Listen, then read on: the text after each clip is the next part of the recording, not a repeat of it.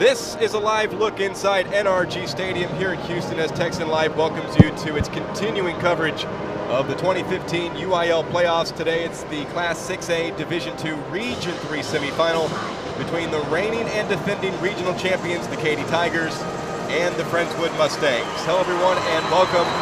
Alongside the former Texas Longhorn Kid Moore, my name is Michael Silvers. We hope you had a great Thanksgiving with you and yours. It's time for football, Kid Moore, in this Region 3 semifinal between the number 2 ranked Katy Tigers, undefeated 12-0, against the 8-4 Friendswood Mustangs. Well, it should be a tremendous matchup this afternoon, Michael, and good afternoon to everyone. Hope everyone had a tremendous Thanksgiving holiday.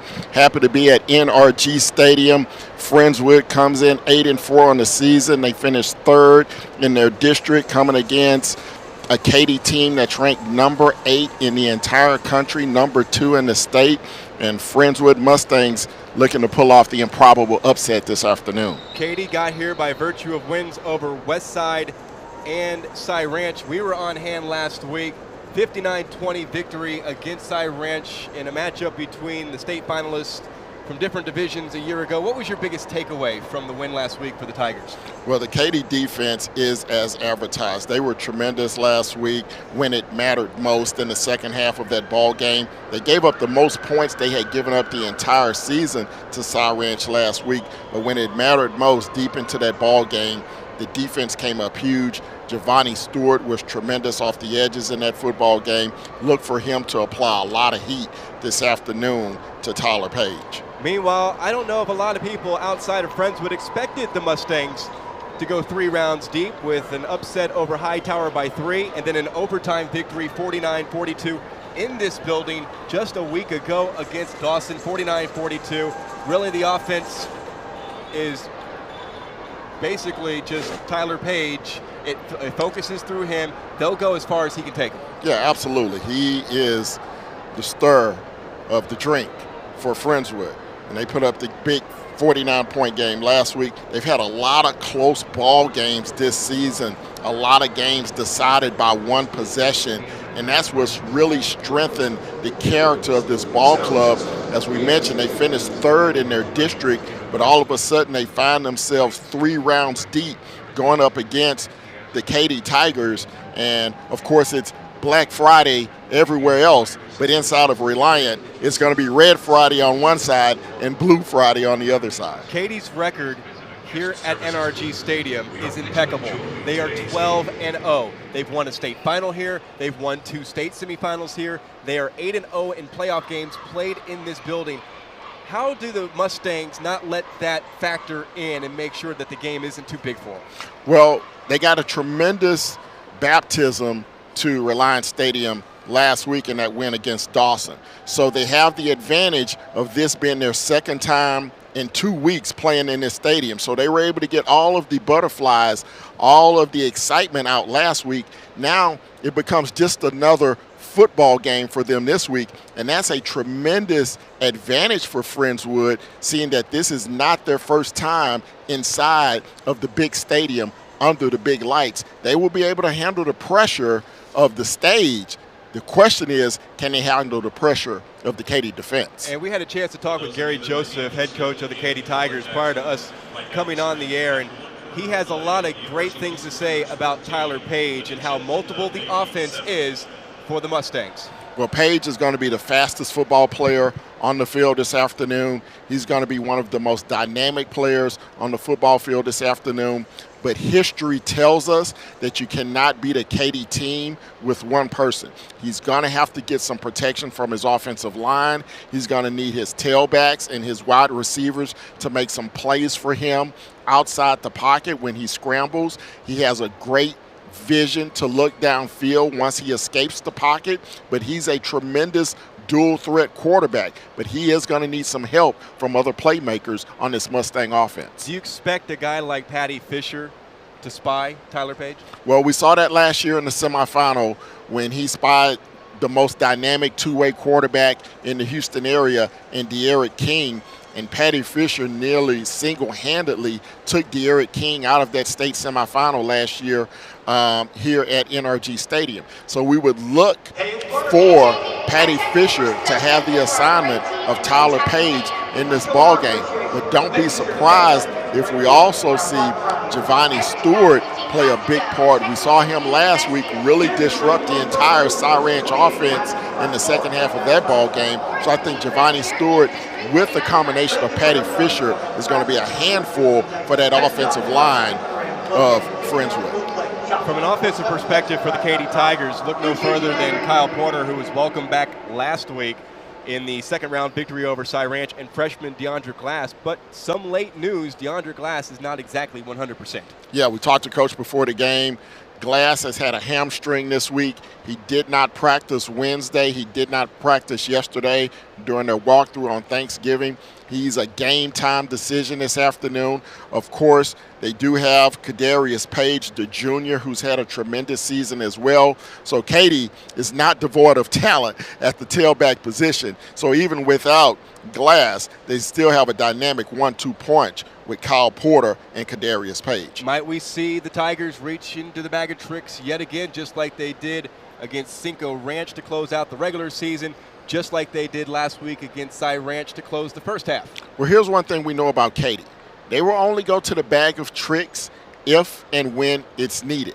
If they are in control of the football game, if they are dominating the football game, they're not going to put anything on film for the upcoming oppositions to see. But if they're in a tight ball game like they were against Cinco Ranch in the last regular season game, if they're in a tight ball game like they were last week against Cy Ranch, they will go to the bag of tricks, and Friendswood will have to be prepared for that. Friendswood has a very aggressive defense.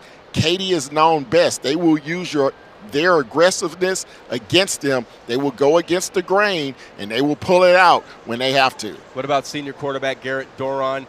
His record is fabulous in the postseason. His only 2 losses came in state finals in consecutive years. He threw for over 200 yards and 3 touchdowns against Cy Ranch last week. Well, Doron has a lot of motivation to get back to the championship game and to bring it home for Katy. They're in need, they're in want of number 8 to go on that trophy mantle. Doron has had opportunities the past 2 years. Unfortunately, the team came up short. He wants nothing more to get a 3rd crack at a state championship and put his name up with the legends of Andy Dalton and all those guys that brought titles to the Katy area. He wants his name to go down in Katy lore, so he is very determined to get his team back here next month. We talked a little bit about the Katy defense. They were very opportunistic last week, 2 fumbles and 1 interception. Well, that Katy defense has been tremendous all season. One of the best defenses I think either of us has ever seen in all of our years of covering high school football here in the state of Texas, and it just doesn't get any better. Now, we saw some chinks in the armor last week against Cy Ranch. Cy Ranch had 2 big receivers on the outside with tremendous speed. Those guys were able to take advantage and get behind the Katy secondary. Problem for Cy Ranch last week is they didn't go to it often enough and expose that Katy secondary with that size and strength. Friendswood does not have those weapons on the outside that Cy Ranch has last week, so they're going to have to go a different route against this Katy defense. Friendswood leads this series all-time 4-0 in games played from 1970 to 1973. A lot of the time between these last 42 years, these teams played in different classifications, so they never met until today. Friendswood has a 4-0 record. They last played in 1973, which incidentally was Friendswood's state championship year when they defeated Billy Sims, a future Heisman Trophy winner with the University of Oklahoma. 4-0, I mean, that was a long time ago, Ken. You can throw all that out the window, wouldn't you say? Well, you know, I'm sure Katy has that on their bulletin board. You know, if there's one team in the Houston area that we haven't beat in the last 40 years, it's Friendswood. You always look for some type of motivational material when you're a coach, when you're an assistant coach, when you're a player. So, yeah, none of these kids were born. Their parents were probably in grade school at that time when all of this happened. But you look for any type of motivation that you can gather. You're coming off of Thanksgiving. The kids may be a little lax, a little relaxed. They're saying, oh, we're playing an 8-4 team. They were third place in their district. We're playing them at NRG. We have all the momentum. We're Katy. But as a coach, you try to find those little grains, those little nuggets to try to motivate your ball club. And so they probably put a couple of 1973 pictures on the wall this week. A combined score in those 4 games of 119-22. Katy's record over those 4 years, 7-30-3. It seems so long ago considering how much Katy has done statewide in the highest classification since that 1973 matchup, a 14-0 win over the Mustangs and the Mustang State Championship. Katy has won 6 state titles, while Friendswood has only reached the state semifinals once. Well, Friendswood right now, where they are as a program, they're in tremendous shape. They have a lot of sophomores and juniors on this football team. They're playing with house money this afternoon. Their future is right in front of them. They look to be a power for the next 2 years with the guys that they have on their roster. Taylor Page, the leading quarterback, the leading player on this team, is only a junior. Their leading running back, Dallon Frisky, he's a senior. He'll be gone. But they have a lot of young guys. Mason Barnes, he's a young sophomore running back. He's going to be huge this afternoon. So these young sophomores and juniors, they're gaining a lot of valuable experience throughout this playoff run that's going to make them a formidable foe coming up the next couple of years in 24-6A. Katy and Friendswood just about to run through their run-throughs and their inflatable Mustangs as we kick off a triple header here at NRG Stadium on this Black Friday. All games will be seen right here on Texan Live, and here come the Tigers.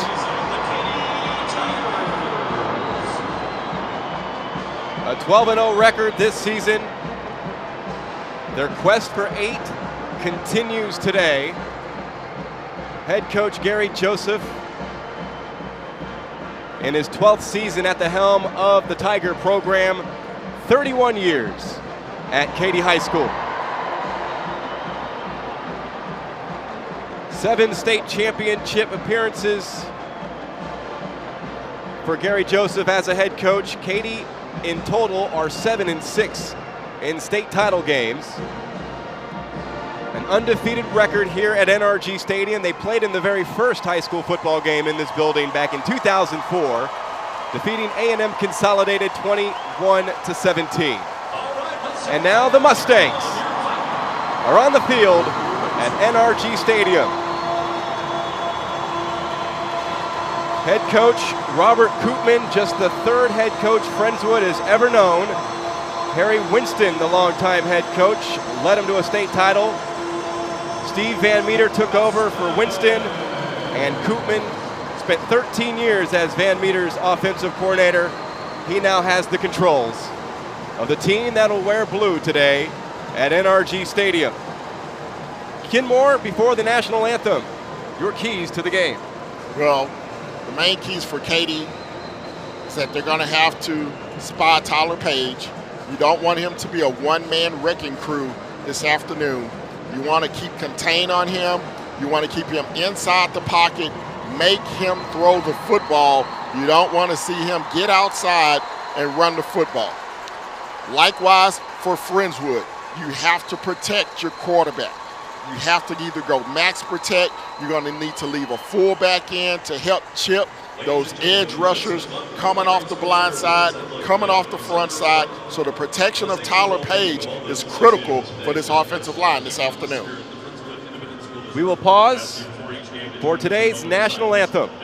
Katy and Friendswood for the first time in 42 seasons.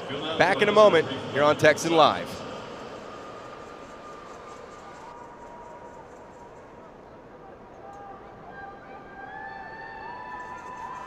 Thank you. At this time, we ask that you please rise for playing the national anthem by the mighty Mustang Band.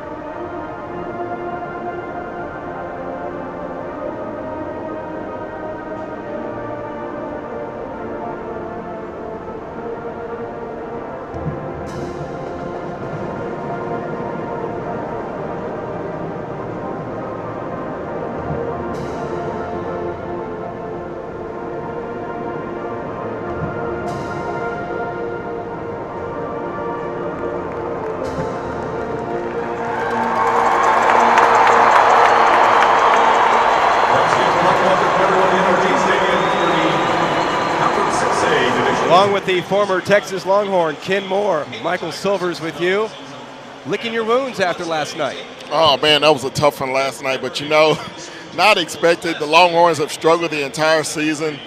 Look, we just got to regroup, get ready for next year. 4-8, 4-7 now, 4-8 after next week after Baylor destroys us. And, you know, it is what it is.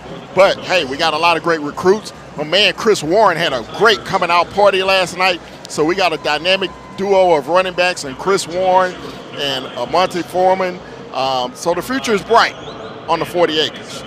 Captain's meeting at midfield. Katy, 6 state championships, make it 7. First one back in 1959, their last in 2012. Friendswood won the state title in 1973. Katy come in off a 59-20 victory over Cy Ranch last week. It took overtime in this building, but Friendswood got it done. They are 49-42 over Dawson. Their quarterback Tyler Page accounted for 6 of the Mustangs' 7 touchdowns. Well, they got a tremendous in that game. Baptism to Reliance State.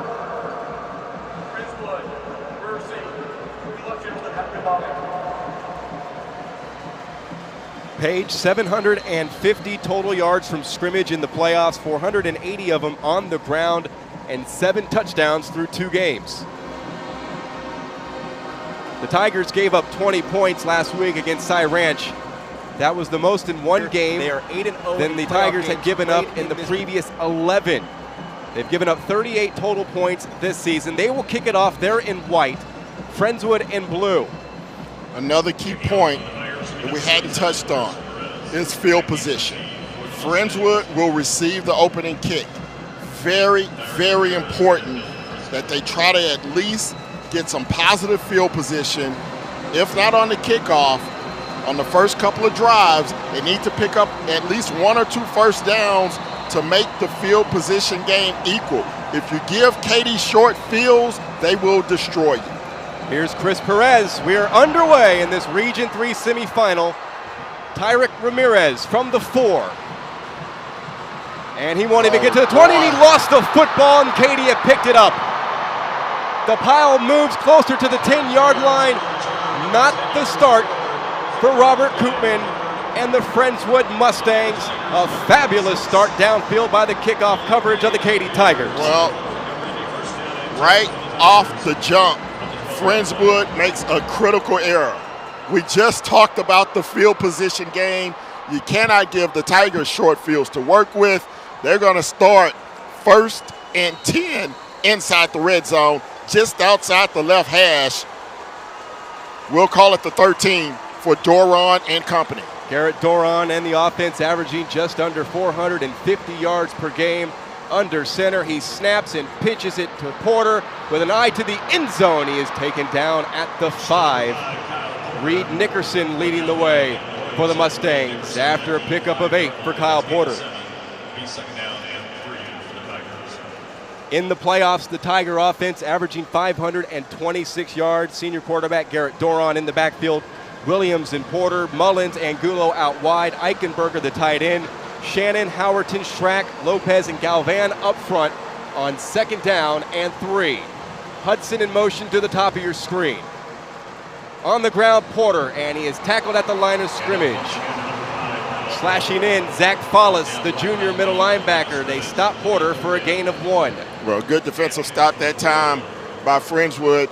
Now they force Katy into a 3rd and goal situation. Actually, they can pick up a first down at the 3. So 3rd down and 2 coming up for the Tigers. The Mustangs in these playoffs allowing opponents over 405 yards per game. 3rd down and 2. Out of the I formation. A pitch to Porter. Full head of steam. Porter leaps. He's down at the 1. Lunged that football across the goal line, but they ruled him down before he was able to cross the plane with the football. It's a 1st down and goal, though, after a pickup of 3. Well, Katy is tremendous inside the red zone. And look for a steady dose of Kyle Porter. They've run him the first 3 times, all to the right side. Look for him to go here one more time. Colin Wilder will set up as they go to a full house backfield. Out of the backfield in motion, Wilder sets up wing left. Porter, straight ahead, touchdown.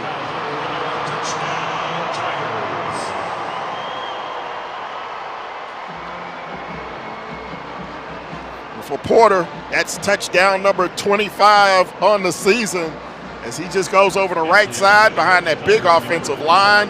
That's where Katy likes to operate. They take advantage of the fumble kickoff, and right out of the box, Tigers on top, 6-zip, extra point to come.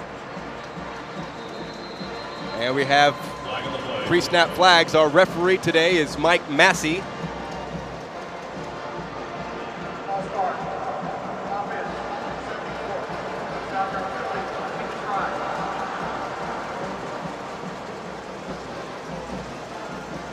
So this will be a 25-yard extra point try for Chris Perez, who is 66 of 67 kicking extra points this season.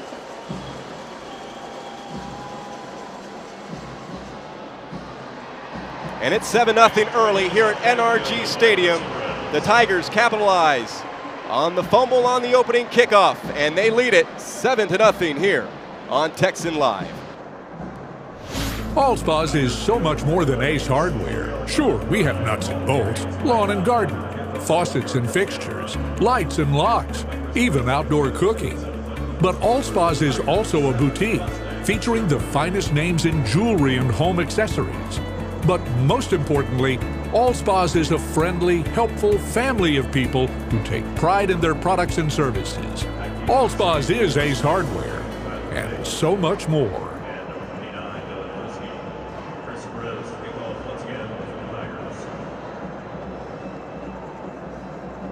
Here's your Cane Island drive summary. A 1-yard touchdown run by Kyle Porter, capping off a drive of 13 yards on 4 plays, and a minute 43 off the clock. Perez adds the extra point. 10:07 remaining in quarter number 1. Tigers capitalizing on Tyrick Ramirez's kickoff fumble. And maybe the Mustangs will get a chance to come out on offense after this kickoff from Chris Perez. Well, let's see how the Mustangs respond to this inauspicious start. Frisky bobbles it, and it comes out of the end zone. He's got to take it out, and he gets to about the 10-yard line. Well, a lot of nerves, a lot of jitters on the Mustang side on special teams so far on these first couple of kick returns. Now let's see if Tyler Page can settle down this offense and try to get some positive mojo over here on the blue sideline. It's a Mustang offense that's averaging 429 yards in the playoffs, 382 for the season. Junior Tyler Page threw for 130 yards last week against Dawson and 2 touchdowns. He ran for 204 touchdowns and scored the game winner in overtime from 8 yards out. Mason Barnes in the backfield with him. Ramirez, Roney, Frisky, and Swanee are out wide. Page is a southpaw, and he will launch one deep, and incidental contact between Ramirez and the cover man, D.C. Blades. The pass falls incomplete, 2nd down. Well, it looks like that pass was over the head of the receiver. Really didn't have an opportunity at it. I think that's the reason you did not see a penalty flag on that play. Nicky Stevens is the center. He's joined by Stafford, Verts, Yarbrough, and Taylor. An offensive line that averages 258 pounds across, 3 seniors, 5 juniors, and 3 sophomores in the starting lineup. 2nd down and 10 for the Mustangs. They'll scrimmage from their own 10. Direct run. Page looking for lead blocks. He's got to cross the 15. He's got a 1st down at the 21 on an 11-yard run. Tyler Page picks up a Mustang 1st down. Tyler Page, very dynamic. The kid accounts for more than 3,100 yards of total offense on the season. On the ground, he's picked up 2,076 yards. That is unbelievable from the quarterback position. He said last week on the overtime touchdown, it was a stretch play. I wanted to score, and I just stuck the ball out, got hit pretty hard, but I was glad I got in. He and the rest of Mustang Nation. Here's Page on a keeper, and he is tackled out in the open field. Travis Willock slashes in to tackle Page, and a loss of 1 on the play. Great job by Willock just coming up to make that tackle in the open field. Drop Page for no gain. Willock had 9 tackles versus Cy Ranch last week. He's a Northwestern commit. 74th tackle on the season for the senior in the secondary. It is 2nd down and 11. Ball on the 20-yard line. Page will keep it again as he took it out of the breadbasket of his running back, and Corey Bethley was right there to meet him at the 19. That's a loss of 2 as Bethley makes his 48th tackle of the year, junior defensive end for the Tiger defense. It's 3rd and long. Well, this 3-4 Katy defense, very tough to run against. Very stingy. Now, let's see if they unleash these outside linebackers. Giovanni Stewart had the big game last week. He's lined up at the top of the screen. 4 wides. Page rolls to his left, in trouble, throws against the grain, throws complete to Cade Roney. 4th catch of the season for the junior, but well short of the first down. He is stopped at the 23. Just a 4-yard reception, and the Mustangs will be forced to punt. Well, they rolled away from Giovanni Stewart. Stewart lined up on the left. They rolled out to the offensive left side, which would be the opposite of where Giovanni Stewart was coming from. Great pressure by the Katy defense. Forced the short throw underneath. Now Friendswood will be forced to punt. Here's the punt by Derek Krause. Colin Wilder under it, running start. Down the left sideline. Makes a man miss, and he is in the red zone for the Katy Tigers on an excellent return. On a 24-yard punt, he ran that and more to get it down to the 16-yard line, and the Tigers back in business, leading 7-0 with 7:36 remaining in the first quarter of this Region 3 semifinal. Well, again, Katy, their second possession, their second time starting inside the red zone. Once again, poor special teams play by Friendswood. A lot of times in these big ball games, we think offense, we think defense. We don't mention special teams a lot, but so far in this ball game, special teams is killing the Mustangs. Tigers begin from the Mustangs 17. Doron on the play action. Throws to the flat, complete. Mullins turns, and a face mask at the 6-yard line. Reed Nickerson out in coverage. It's a gain of 11 on the first connection of the afternoon between Mullins and Doron. Just a little quick rollout to the right side. Mullins just running a simple out route, beats the defensive back, then he's dragged down, and the officials are discussing the face mask penalty. Should be half the distance to the goal.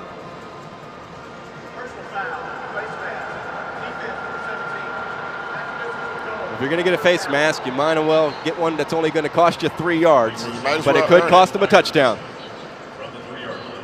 Defensive lead for Friendswood.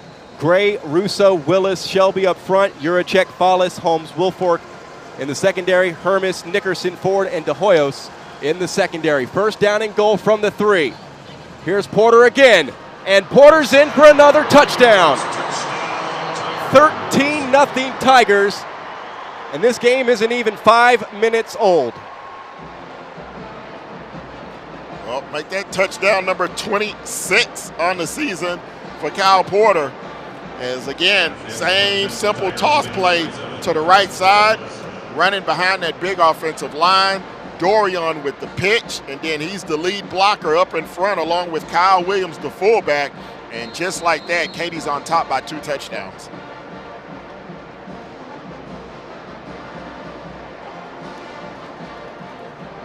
Well, the Mustangs better get started. The Tigers are out in front 14-0, 7:14 left in the first quarter. You're watching the 2015 UIL playoffs on Texan Live. Hey, it's Bert. And Jamie. And we're proud to announce that TexanDrive.com is the presenting sponsor of the Uncle Roadies. And we have the entertainment lineup. On February 5th, the barbecue will kick off with Shane Barnhill. And on Saturday night, February 6th, John Slaughter, David Jolt, and Abigail Taylor. And the rodeo kicks off on Friday night, February 12th with Randy Rod. Closing out Saturday, February 13th is Cody Johnson. And don't forget, you can get your tickets at the dealerships Texan GMC Buick or Texan Dodge Chrysler Jeep and Ram. And we're located at 59 in Will Clayton. Or you can go to TexanDrive.com. We treat you better.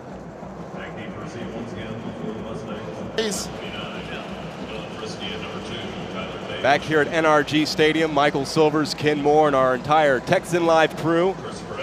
A Cane Island drive summary, 3-yard touchdown run. Kyle Porter's in for the second time here in the first quarter. A 2-play drive that spanned just 18 yards and 19 seconds off the first quarter clock. 7:14 remaining here in the first quarter, 14-0 Tigers. And Perez, well, he's going to have to set it back on the tee. Maybe someone left the air conditioner on or opened the door and the football blew off the tee.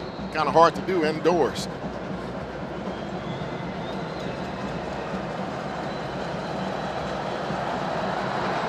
End over end kick. Frisky from the 5.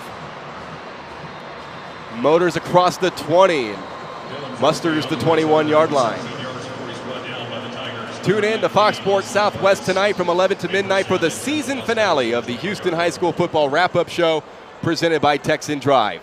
Join Howard Chen, Ted Johnson, Courtney Rowland, and Courtney Madden as they take you through today's playoff games and preview tomorrow's matchups. The Houston High School Football Wrap-Up Show presented by Texan Drive tonight from 11 to midnight on Fox Sports Southwest.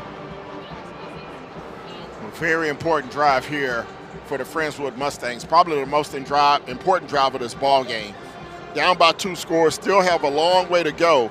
If they can put together a good offensive drive here, maybe they can get some momentum on their side. Run by Page, nowhere to go.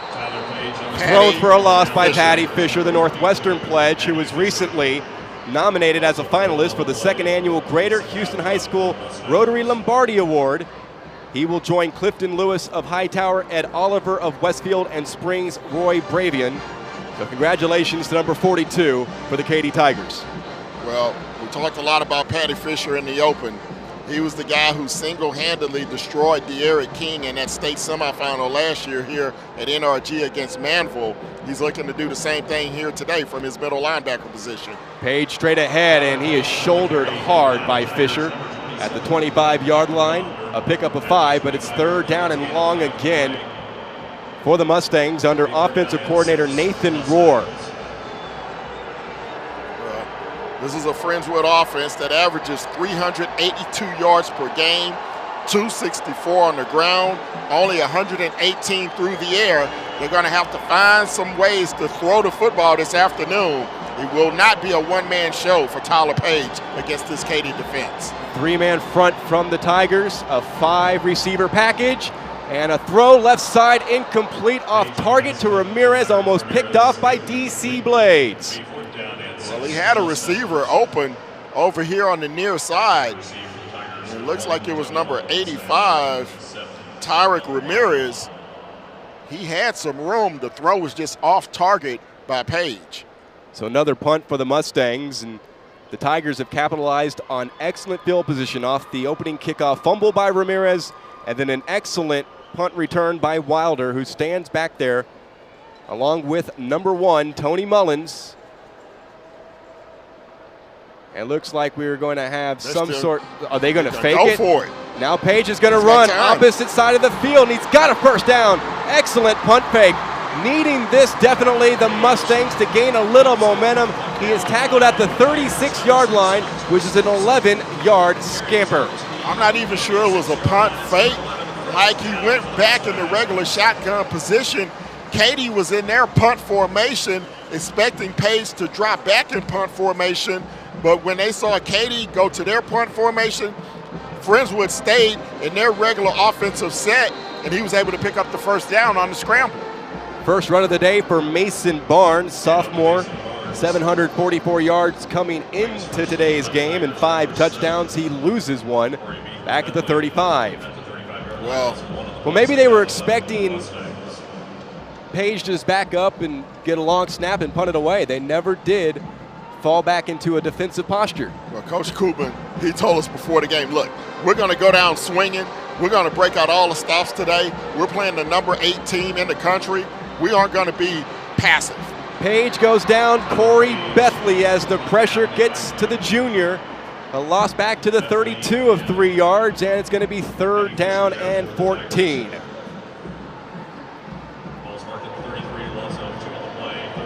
So far, yards hard to come by for the junior Tyler Page, who rushed for 200 in the overtime win last week in the area round over Dawson. It is 3rd down and 13 for 20 remaining. Quarter number 1, and the Tigers out to a 14-0 lead. Page with 5 receivers. Again, the pressure comes. He steps up. He runs to the right side. He breaks the tackle and is angled out of bounds by Willock at the 40-yard line. A 7-yard run. It is 4th down. Well, this time the pressure came from the right side. Corey Bethley The defensive end, the 6', 260-pound junior, put the heat on Page, forced him out to the right. Again, he's able to use that athletic ability to get outside, pick up some positive yardage. It's going to be 4th down and 6. And once again, Friendswood leaves the offense on the field. Well, Page is actually dropping back to the 32 for a long snap, and this time he will punt it away with nobody back for the Tigers. So they play the field position game, and Page unleashes a fabulous punt that's going to roll all the way down to the 9-yard line. 50-yard punt. First good special teams play of the afternoon for Friendswood. They finally flipped the field position. Now we'll see if the Mustang defense can hold the Katy offense. The Tigers have 90 yards to go to the end zone. In short fields thus far, defensive coordinator for Friendswood, Jamie Crocker, hasn't been able to come up with the right defensive play calls to stop 2 touchdown runs by Kyle Porter. This time, though, he's got a little bit more to work with as the Tigers start on their own 10. On the delay, straight ahead, Porter spins over the 20-yard line and has a first down run of 12 yards.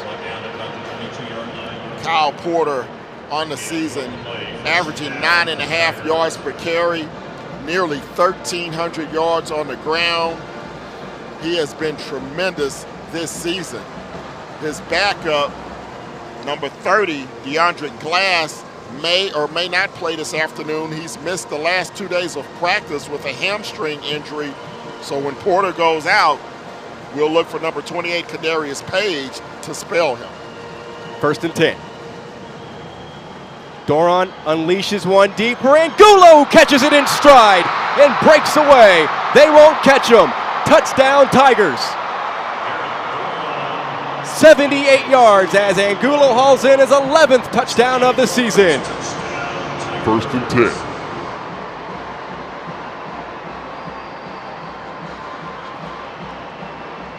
Well, we'll watch it here. Just a little play action pass, and Doron goes up top, and Angulo on a simple post route outruns the Friendswood defense to the end zone.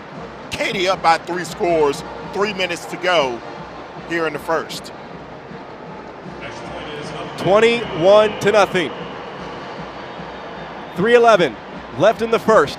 All Katy here at NRG Stadium. At Cavenders, we don't just wear the West, we live it. I live for a good run. I live for the crowd. My scar. 7 flat in the short round. My face. Working with my partner. 8 seconds, nothing less. Rooting for the bull. Cavenders, don't just wear it, live it.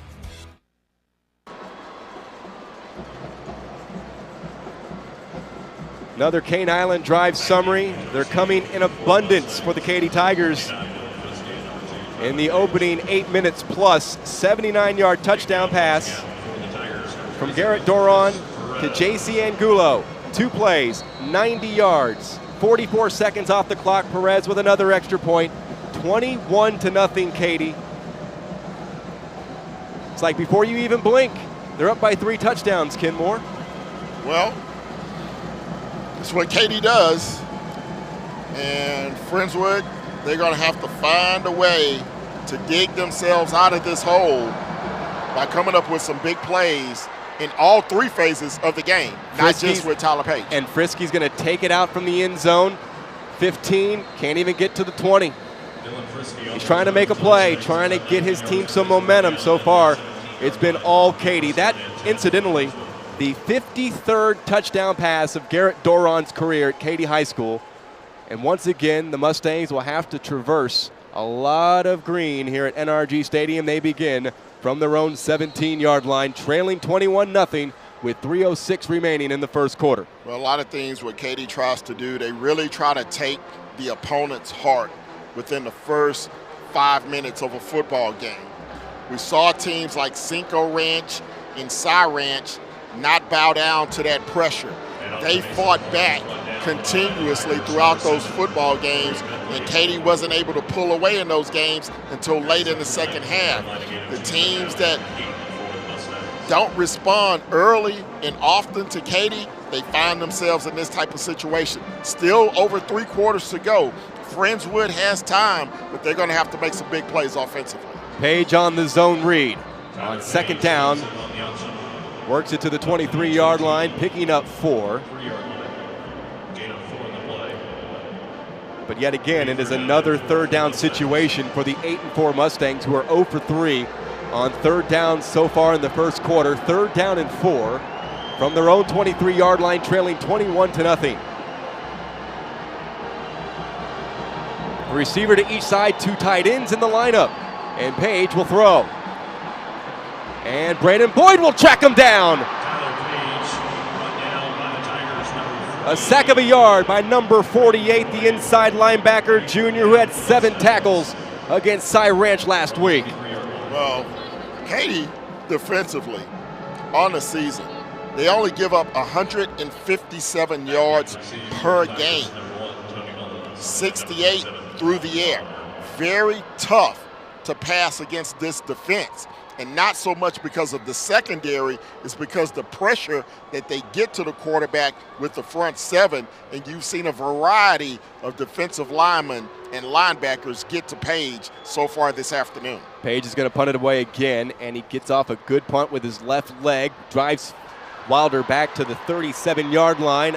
He's already back in Mustang territory and down at the 47-yard line. 40-yard punt by Page. He has punts of 50 and 40 yards.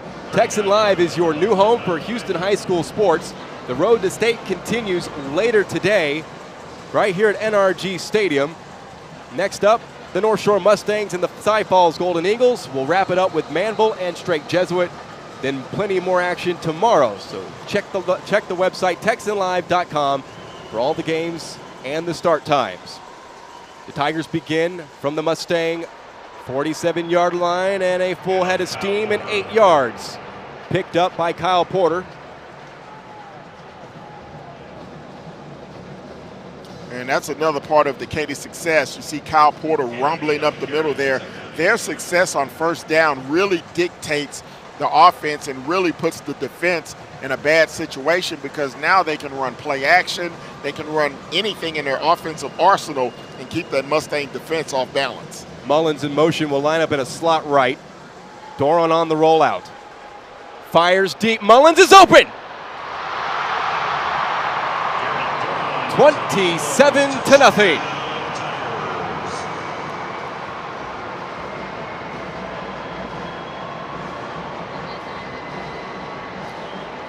39-yard touchdown pass. Doran finds Mullins for the 10th time this season.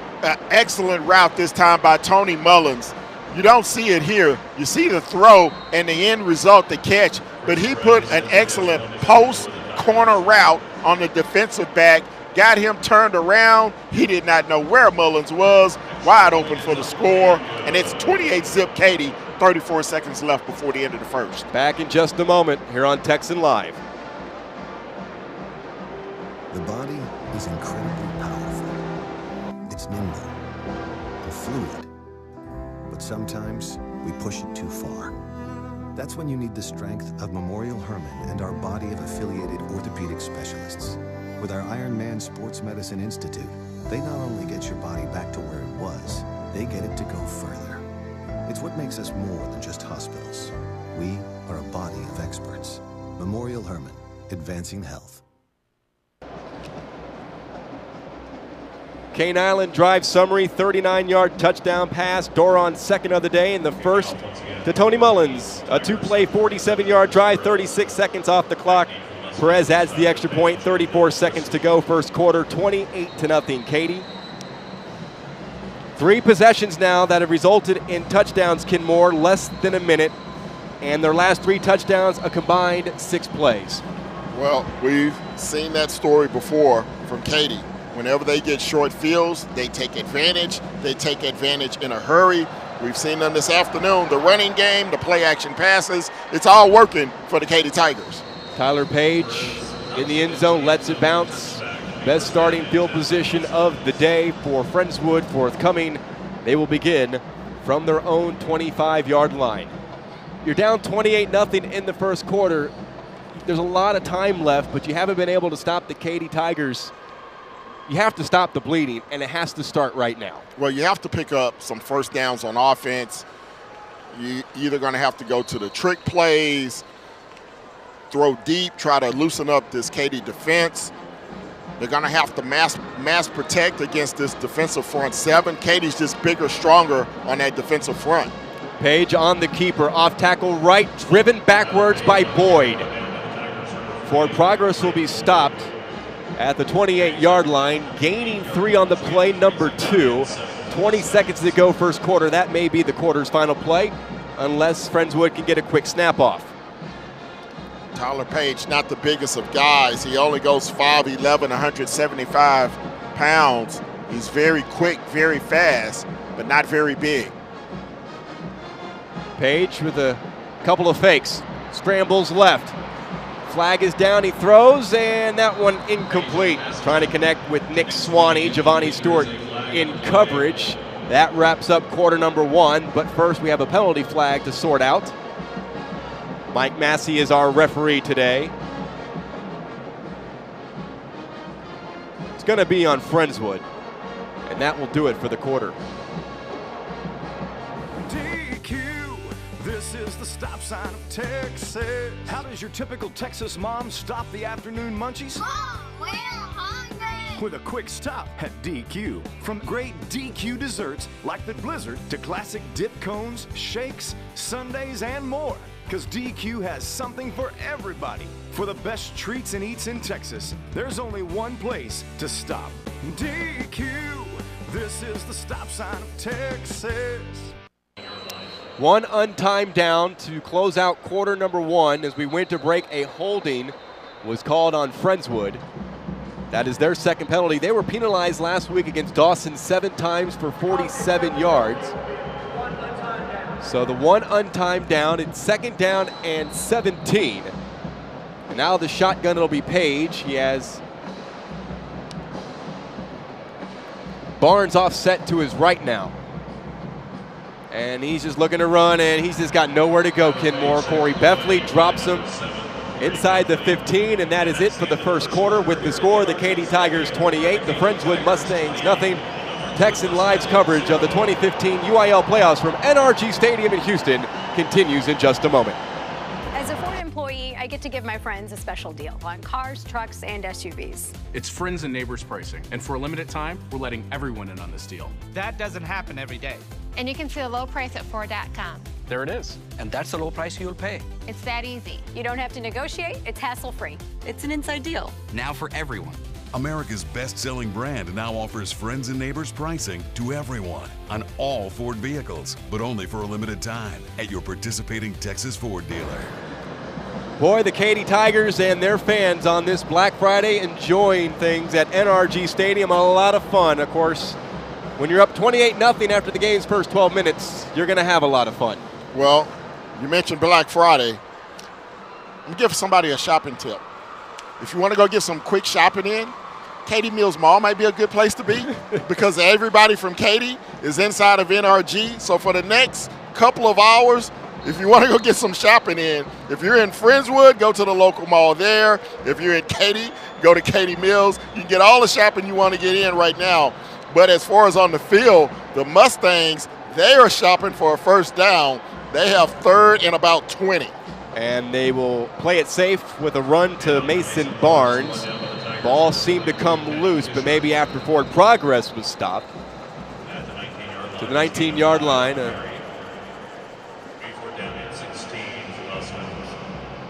run of just 3 for Barnes, and the punt team will come out for Friendswood. And looking at some first period numbers, total yards, Katy 171 yards, Friendswood with 42. Passing, Katy with 136, Friendswood only 4 yards passing. Rushing yards have been equal, 35 for Katy, 38 for the Mustangs. A low snap, but good recovery, and Wilder down to the 39-yard line. 10 yards before he's brought down, and he first down and 10 for the Tigers from the 38-yard line. So once again, the Tigers, who it doesn't matter really, Kenmore, where they've had to start. they've been scoring touchdowns their last 3 series in 2 plays. Well, they had the football 4 times in the first period. They scored on all 4 possessions. 4-play, 13-yard drive after the fumble kickoff. 2-play, 18-yard drive after the big punt return. 2 plays, 90-yard drive, the 78-yard touchdown strike to Angulo. And then, of course, the 39-yard touchdown pass to Mullins. Screen pass Mullins this side of the field. Gobbled up by the sophomore cornerback Reed Nickerson after a 7-yard reception. Doron has began his day 4 for 4 with 2 touchdown throws. Mullins had 6 catches for 82 yards and a 35-yard touchdown catch last week in the area round victory 59-20 over Cy Ranch. He leads the team in receptions and yards. Had 950 yards coming in. Angulo in motion. Sets up next to Tony Mullins, top of your screen. And Doron's going to throw again. Steps up in the pocket, scrambles right, fires, complete. Open is Mullins inside the red zone. And Nickerson angles him out geometrically at the 16-yard line. That is a 16-yard pass play. Well, just a mismatch on the outside. Mullins and Angulo, they just have the matchup advantages. You see the big hit there by Angulo coming back on the crackback. That could have been a late hit. The officials let it go, but Katy already inside the red zone once again. Matt Russo checks out of the lineup for the Mustang defense.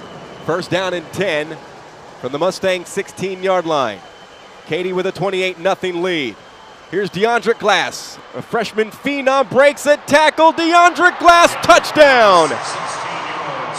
That's all he does.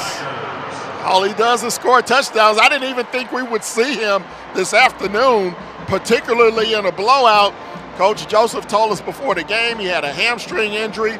He's missed the last couple of days of practice. You wouldn't know it by that 16-yard scamper into the end zone as Katy strikes pay dirt once again. The legend of DeAndre Glass continues to grow. That is his 13th touchdown of the season. He didn't get moved up to the varsity until October 29th against Tompkins. He spent the first part of this year on the freshman team. Excellent lead block on that touchdown as well by Kai Brueggemann. The 6-foot, 160-pound junior with a big block to spring him for 6. 35-0 Katy here on Texan Live. The body is incredibly powerful. It's nimble and fluid. But sometimes we push it too far. That's when you need the strength of Memorial Hermann and our body of affiliated orthopedic specialists. With our Iron Man Sports Medicine Institute, they not only get your body back to where it was, they get it to go further. It's what makes us more than just hospitals. We are a body of experts. Memorial Hermann, advancing health.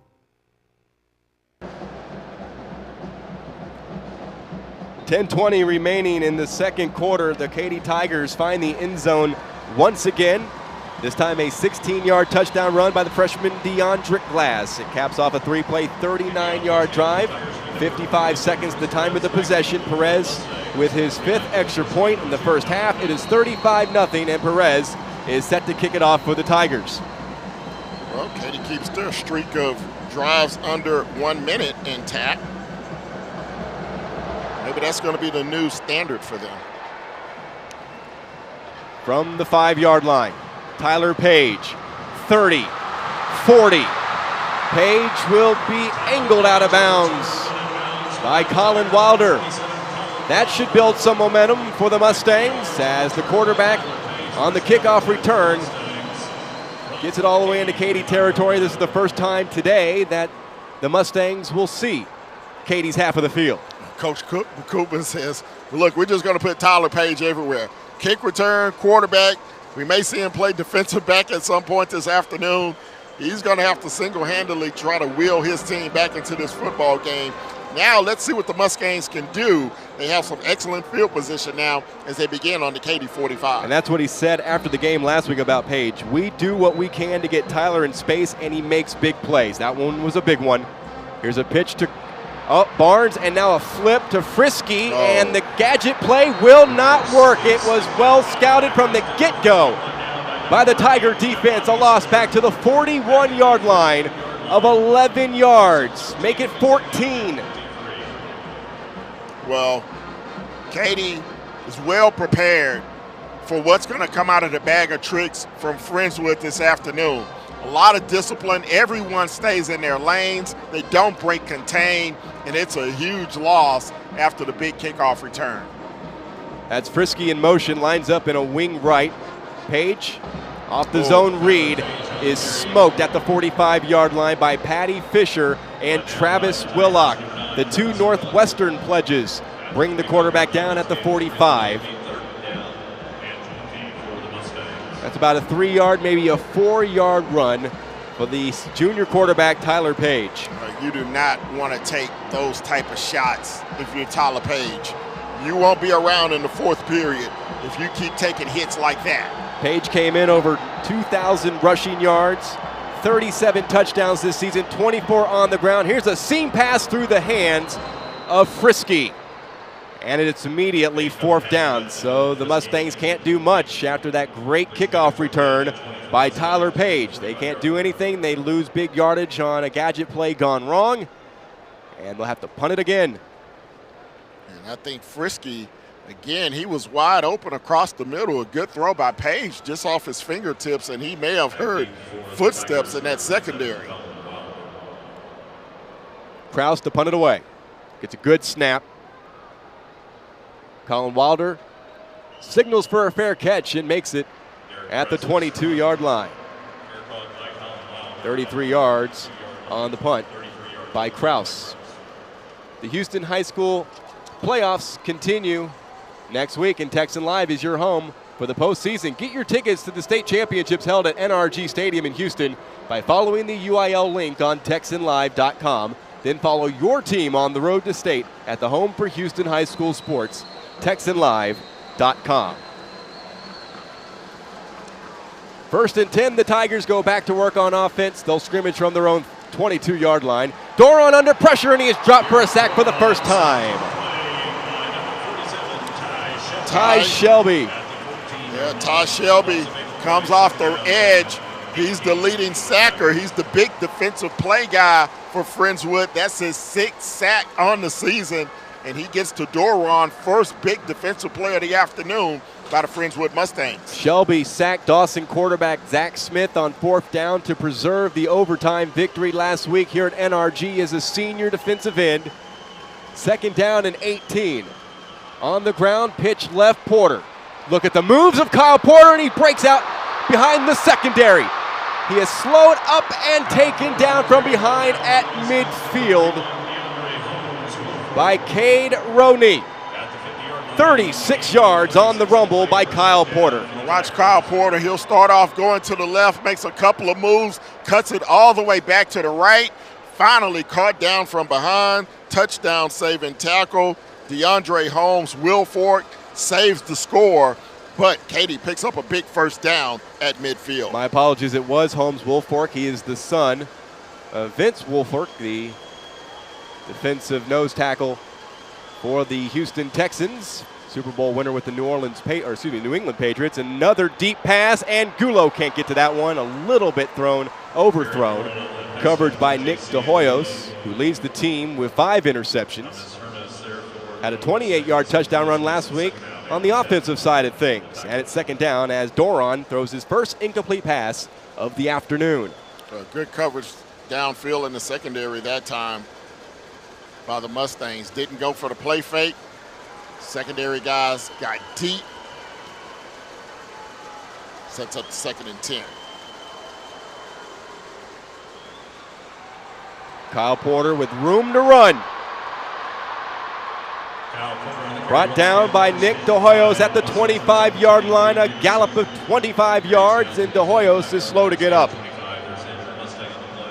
So again, Porter running off that left side, just rumbling through the Mustang defense before he's gobbled up at the 25, and there's a shaken up Mustang. We'll step aside. The body is incredibly powerful. It's nimble and fluid. But sometimes we push it too far. That's when you need the strength of Memorial Hermann and our body of affiliated orthopedic specialists. With our Iron Man Sports Medicine Institute, they not only get your body back to where it was, they get it to go further. It's what makes us more than just hospitals. We are a body of experts. Memorial Hermann, advancing health. Nick De Hoyos, the injured Mustang, helped off the field. Able to get some pressure and walk off under his own power. And that's a good sign. First down and 10 as the Tigers scrimmage from the Mustang 25. Handoff, and Trey Turner, the fullback, with a rare carry.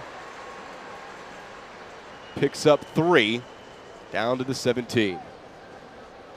And Katy just dominating right now.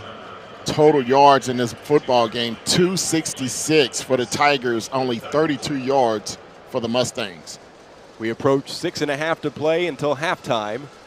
A 35-0 lead for the reigning and defending Region 3 champions, the Katy Tigers. Mullins in motion. Here's Porter. Lowers his shoulder and takes Reed Nickerson down with him to the 17-yard line. 5 more for Kyle Porter, gives him 101 for the first half. He's already got 2 touchdowns as well. And again, a good lead block by Trey Turner, the fullback. Springs him for that nice carry. Sets up a short 3rd down opportunity here inside the red zone once again for Katy. Borowski will line up to the top of your screen. Kyle Williams in as the fullback, Turner the wing to the right on 3rd and 2. First down Porter, and he is tripped up at the 12-yard line. They may mark him short of the 12 at the 13. Late flag flies in from the referee. They will call it a gain of 4. Porter continuing to rack up the yards. He was injured back in the Strake Jesuit game on October 24th. Came back into the starting lineup last week against Cy Ranch. Ooh, Trey Turner called for unsportsmanlike conduct.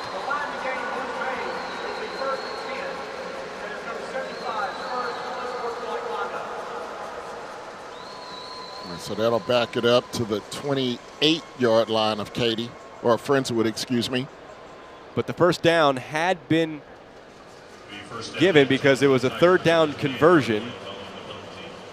Katy have only had 2 third downs to deal with, and they've converted them both. But with the 15-yard penalty, it drops them back to the Friendswood 28-yard line. First down and 10 for the Tigers as they lead it 35-0. Draw play, Porter.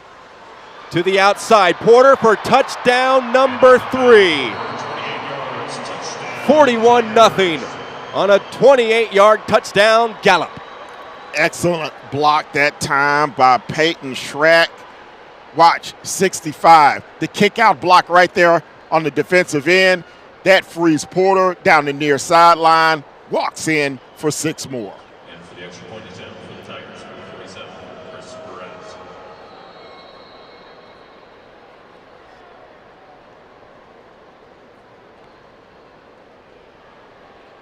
5 touchdowns in the postseason for Kyle Porter.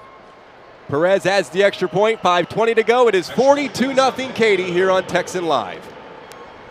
Allspa's is so much more than Ace Hardware. Sure, we have nuts and bolts, lawn and garden, faucets and fixtures, lights and locks, even outdoor cooking. But Allspa's is also a boutique featuring the finest names in jewelry and home accessories.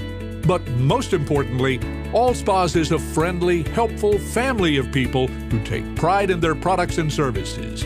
Allspa's is Ace Hardware, and so much more. Cane Island drive summary, another touchdown, the 3rd of the day for Kyle Porter. We're not even through the first half. This is a 28-yard touchdown run, capping off an 8-play, 78-yard drive, 3:26 the time of the possession, 5:20 remaining. 42-0 Katy here in the first half. Well, it's been a total domination by Katy so far in this one. The big edge really in the passing yardage. Friendswood unable to get anything going offensively. Only 4 yards passing, only 1 completion this afternoon for Tyler Page. Pooch kick by Alex Dupre. And contact at the 31-yard line. Fielded by the Mustangs. Number 7. And Reed Rohr fielded the Pooch kick on the far side, and one would have thought he would have signaled for a fair catch, but he didn't, and he got ran over. So the Mustangs will go back to work, and they'll start on their own 31-yard line. Tough sledding for Tyler Page.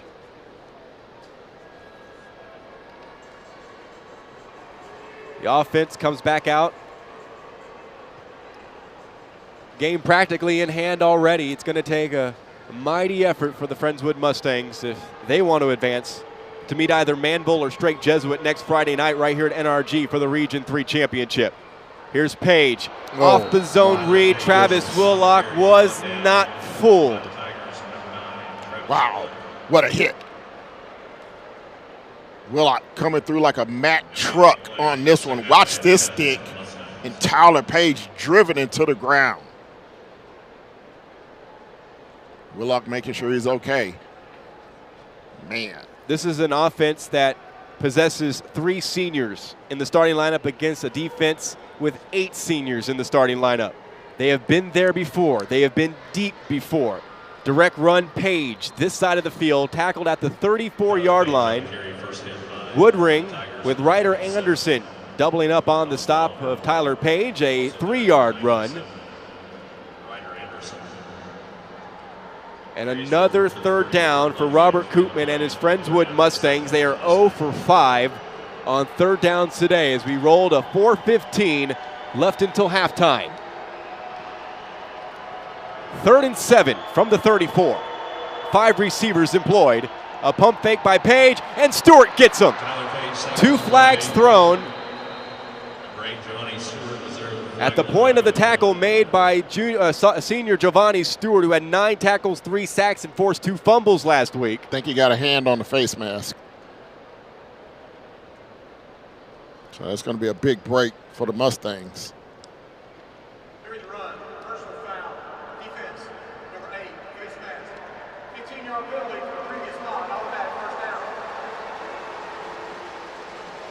Face mask on Giovanni Stewart.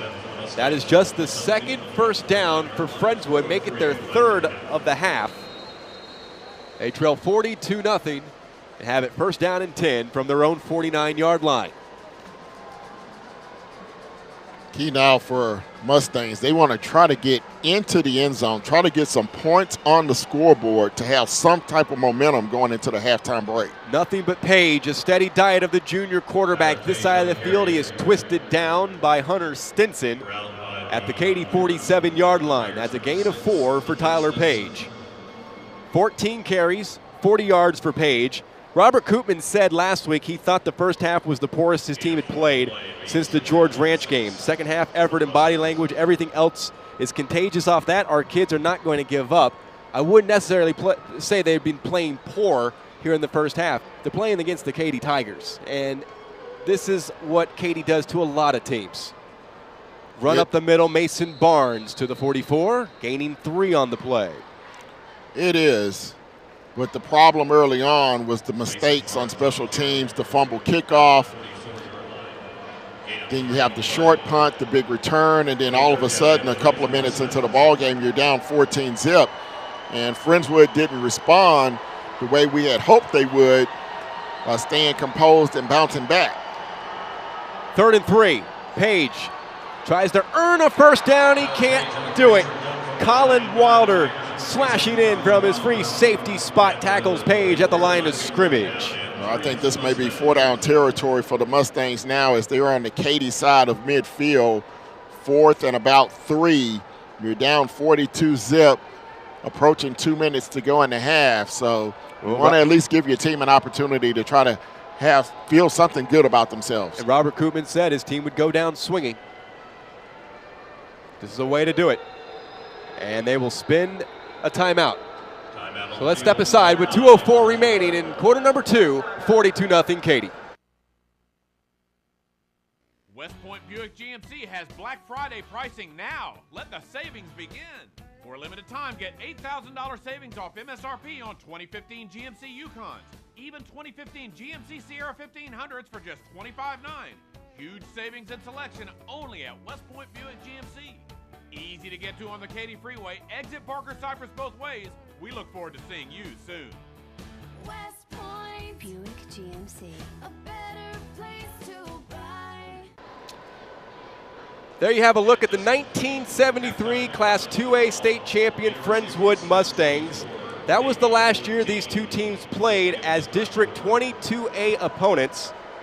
Both teams were coached by men who would later have stadiums named after them, Harry Winston of Friendswood and Jack Rhodes of Katy. Keel Winston, the coach's son, was the Mustang quarterback that season. Chuck Jamalva was the Mustang running back. Future head coach Steve Van Meter, who's now with Hutto.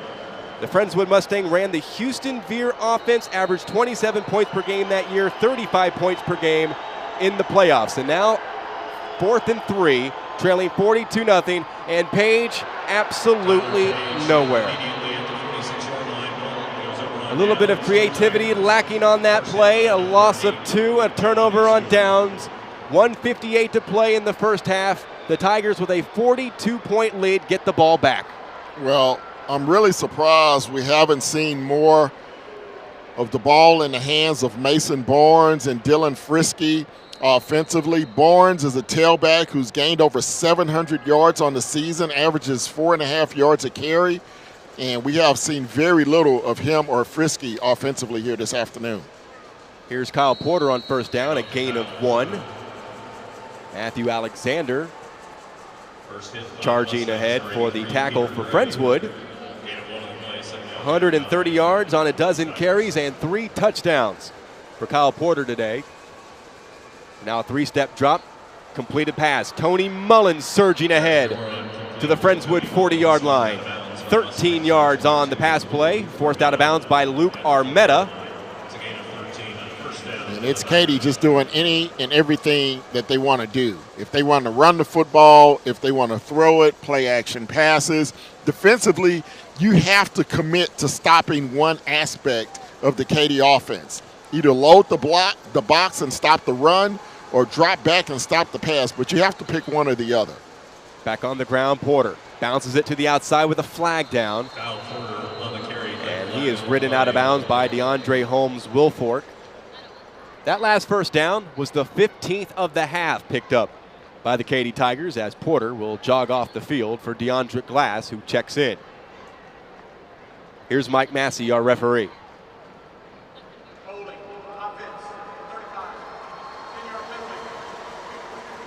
Second penalty of the day on Trey Turner. Had one earlier here in the second quarter for an unsportsmanlike conduct. This time he's called for holding. And we do need to mention, on Friendswood's behalf, they are missing their 2 starting inside linebackers. Casey Thurman has been out for the last 6 weeks. Evan Gardner is also out. So they're missing 2 big pieces of their defensive puzzle, and it's showing this afternoon against Katy. 1st and 20, Doron fires on the run, complete. Mullins, but he can't stay in bounds. Zach Ballas, closest one to him defensively. 13 yards on the hookup, down to the Friendswood 37. Watch the excellent block by Glass, the tailback. Cuts down the defensive end. That opens up the passing lane for Doron to find Mullins on the outside. That's an excellent block that time by DeAndre Glass, the freshman. Doron is 7 for 8, 177 yards here in the first half. Here's DeAndre Glass. Shakes a tackle, then is finally brought down. And a timeout taken. Katy takes their first timeout. Back in a moment. West Point Buick GMC has Black Friday pricing now. Let the savings begin. For a limited time, get $8,000 savings off MSRP on 2015 GMC Yukons. Even 2015 GMC Sierra 1500s for just $25,900. Huge savings and selection only at West Point Buick GMC. Easy to get to on the Katy Freeway. Exit Parker Cypress both ways. We look forward to seeing you soon. West Point Buick GMC, a better place to buy. DeAndre Glass has played 4 games at the varsity level as a freshman for the Katy Tigers. He came in 542 yards on 37 carries and 12 touchdowns. He already has 1 touchdown today. Had a team-high 10 rushes last week against Cy Ranch for 180 yards and 3 touchdowns. He has 7 touchdowns in the playoffs. Well, the kid is very Rodney Anderson-esque. Got a chance to see Rodney as a freshman come up. Very rarely in the past have you seen freshmen play for Katy, specifically in the playoffs. But DeAndre Glass, he's cut out of that Rodney Anderson mold, and he's going to be the next great tailback here for the Katy Tigers for the next 3 years. I misspoke. 8 carries, 192 yards for Glass last week. The 180 yards was against Westside, and here he goes again with another first down. The Tigers are 3 for 3 on third downs conversions today. The junior Tom Hermes in the secondary brings down number 30 at the 25. Well, he's a complete package. Quick feet, low center of gravity, excellent size and strength, tremendous quickness. Doron throws on the run, complete. J.C. Angulo hit as he hauls it in by Reed Nickerson at the 18-yard line, 7 yards on the pass play. Second catch of the afternoon for Angulo. His first was a 79-yard touchdown. 2nd and 3, 35 seconds to go, 42-0 Tigers as Doron will throw again on a slant, caught, touchdown. Angulo's second of the afternoon.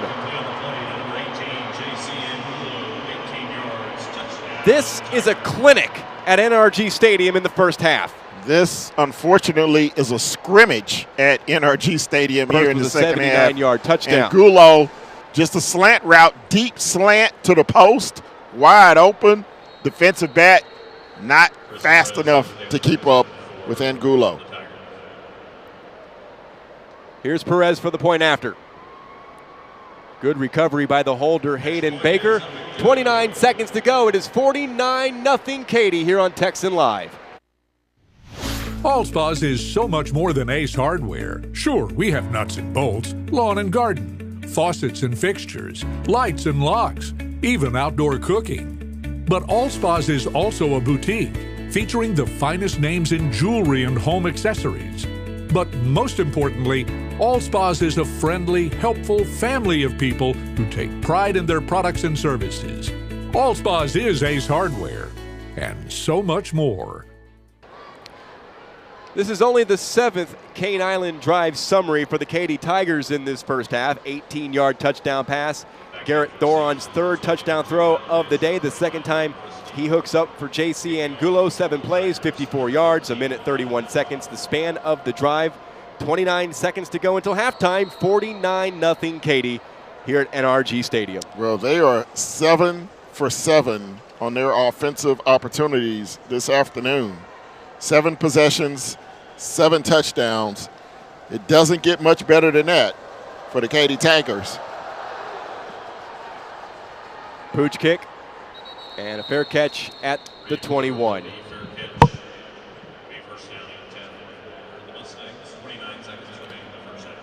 Taking a look at the numbers right now, Katy 367 yards of total offense. Penalty yards have been a problem for the Tigers this afternoon. 4 penalties, 45 yards. Friendswood, 2 penalties for 13 yards. Friendswood has the 1 fumble loss on the first play of the ball game. The opening kickoff, they fumbled, set up Katy's first touchdown as the Tigers took over at the Mustang 13-yard line to begin play this afternoon. Coming up next is the Panera Bread halftime show, a recap of a very thrilling first half for the Katy Tigers, and a preview of some of the other matchups and a conversation with Burt Brocker. It's all coming up next on the Panera Bread halftime show. Page off the play fake, can go nowhere but backwards. Forward progress stopped at the 20-yard line, a loss of 2. And I think that may be the last play of the half. Not sure if Coach Koopman wants his quarterback to run another play. Doesn't look like he does. As we'll count it down the final couple of seconds of halftime, and that's where we'll go to break. 7 touchdowns in the span of 24 minutes of game time here at NRG Stadium. And after 2 quarters of play, The Katy Tigers lead the Friendswood Mustangs in this Class 6A Division II Region 3 semifinal by a score of 49-0. Back with the Panera Bread halftime show in just a moment here on Texan Live. DQ, this is the stop sign of Texas. How does your typical Texas mom stop the afternoon munchies? Mom, we're hungry.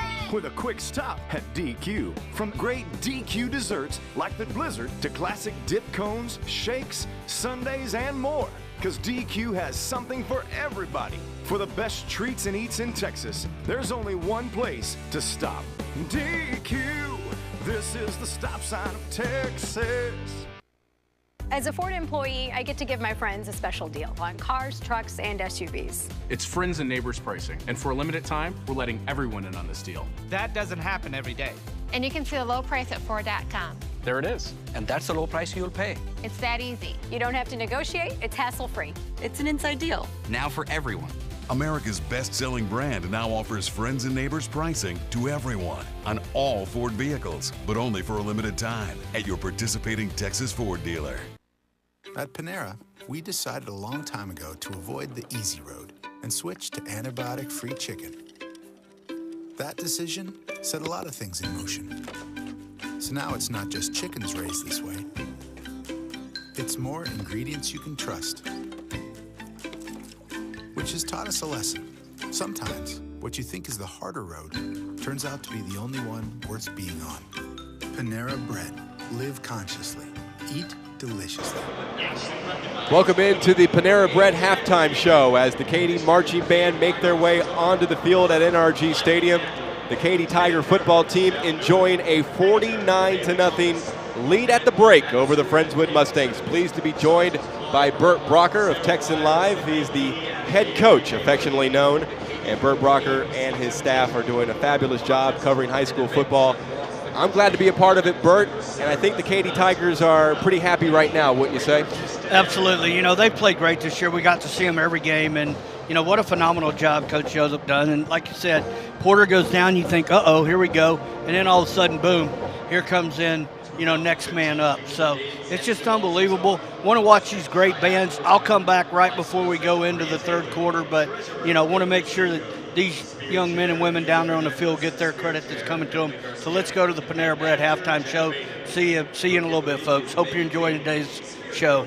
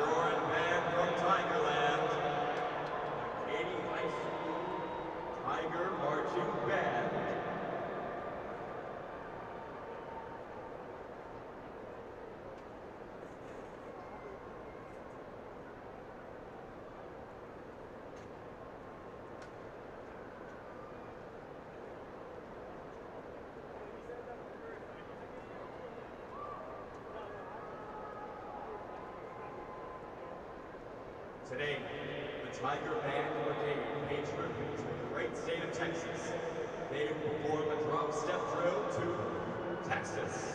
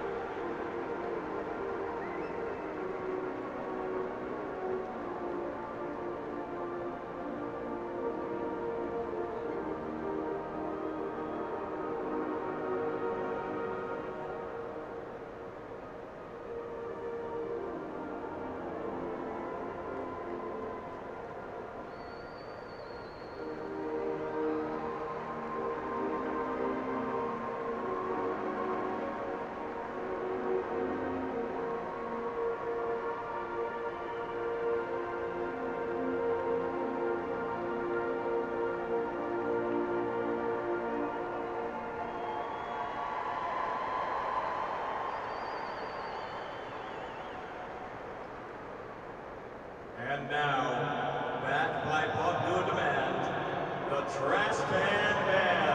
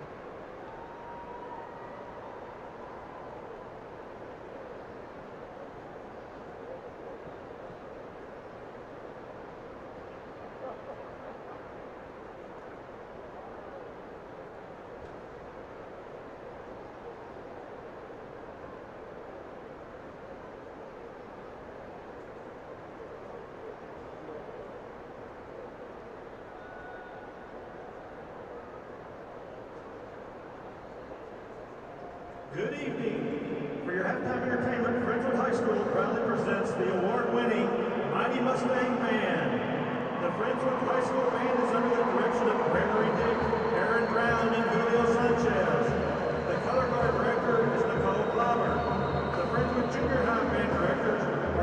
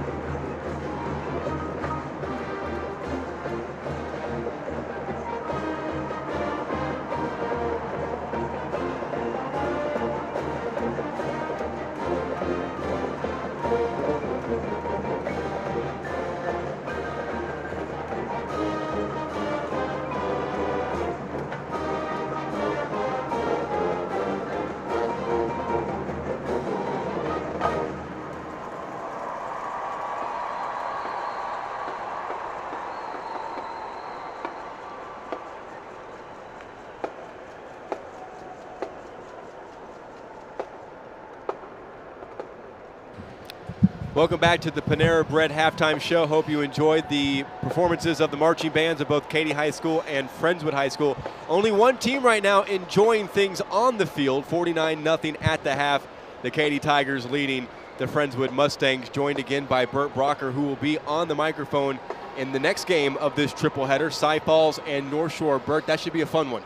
Yeah, it should be. In both these team matchups, Cy Falls got a high-powered offense. They spread the ball around. So does North Shore. Had an opportunity to call North Shore earlier in the year when they played Manville. So anyway, a lot of excitement there. They'll spread the ball around. North Shore started out the season 0-3, but let's go through the 0-3. They played Westfield, they played Manville, and then they went up north to play Cedar Hill. So, you know, one of the things as I was talking to Coach Sebo there, the athletic director, you know, he wanted they wanted their team to go out and they wanted them to play top-notch quality teams. So whenever they get into this situation, which is one and done, they will be prepared, and that was, you know, their philosophy going into the year.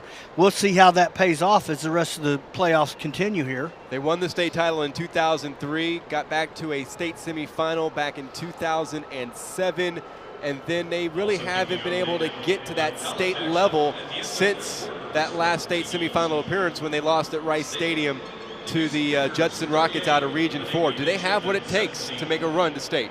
Well, I think they do. They got a lot of talent on the ball. They got a quarterback that's really, really talented. But, you know, it's just one of those games. You know, as you look through at this point in time, Katy came into this game. Friendswood won in overtime. Friendswood's a team that was 8-4.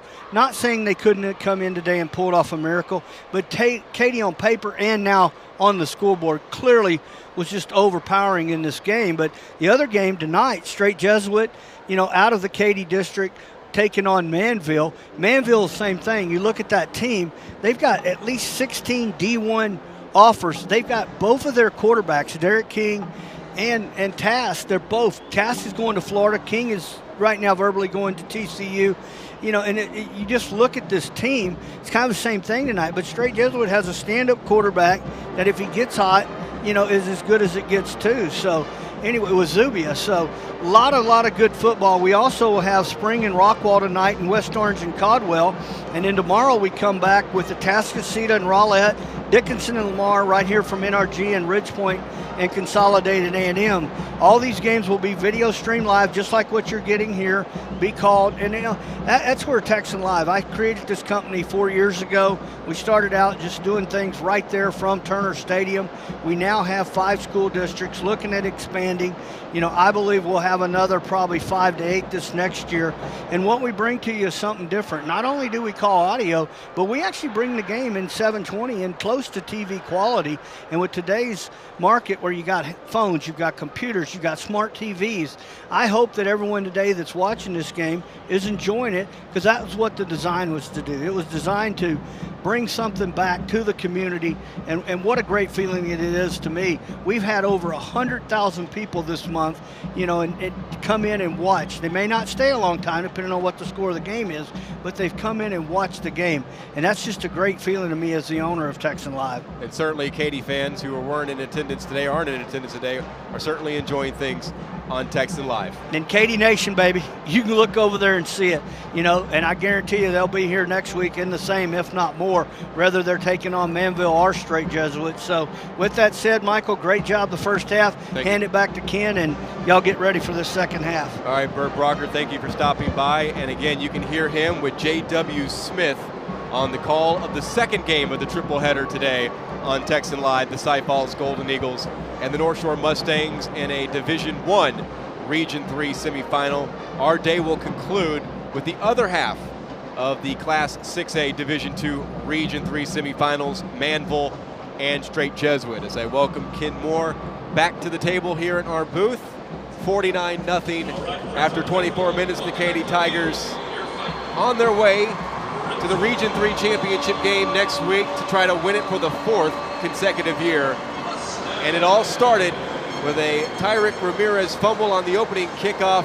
Katy scored off of that, and they have never looked back.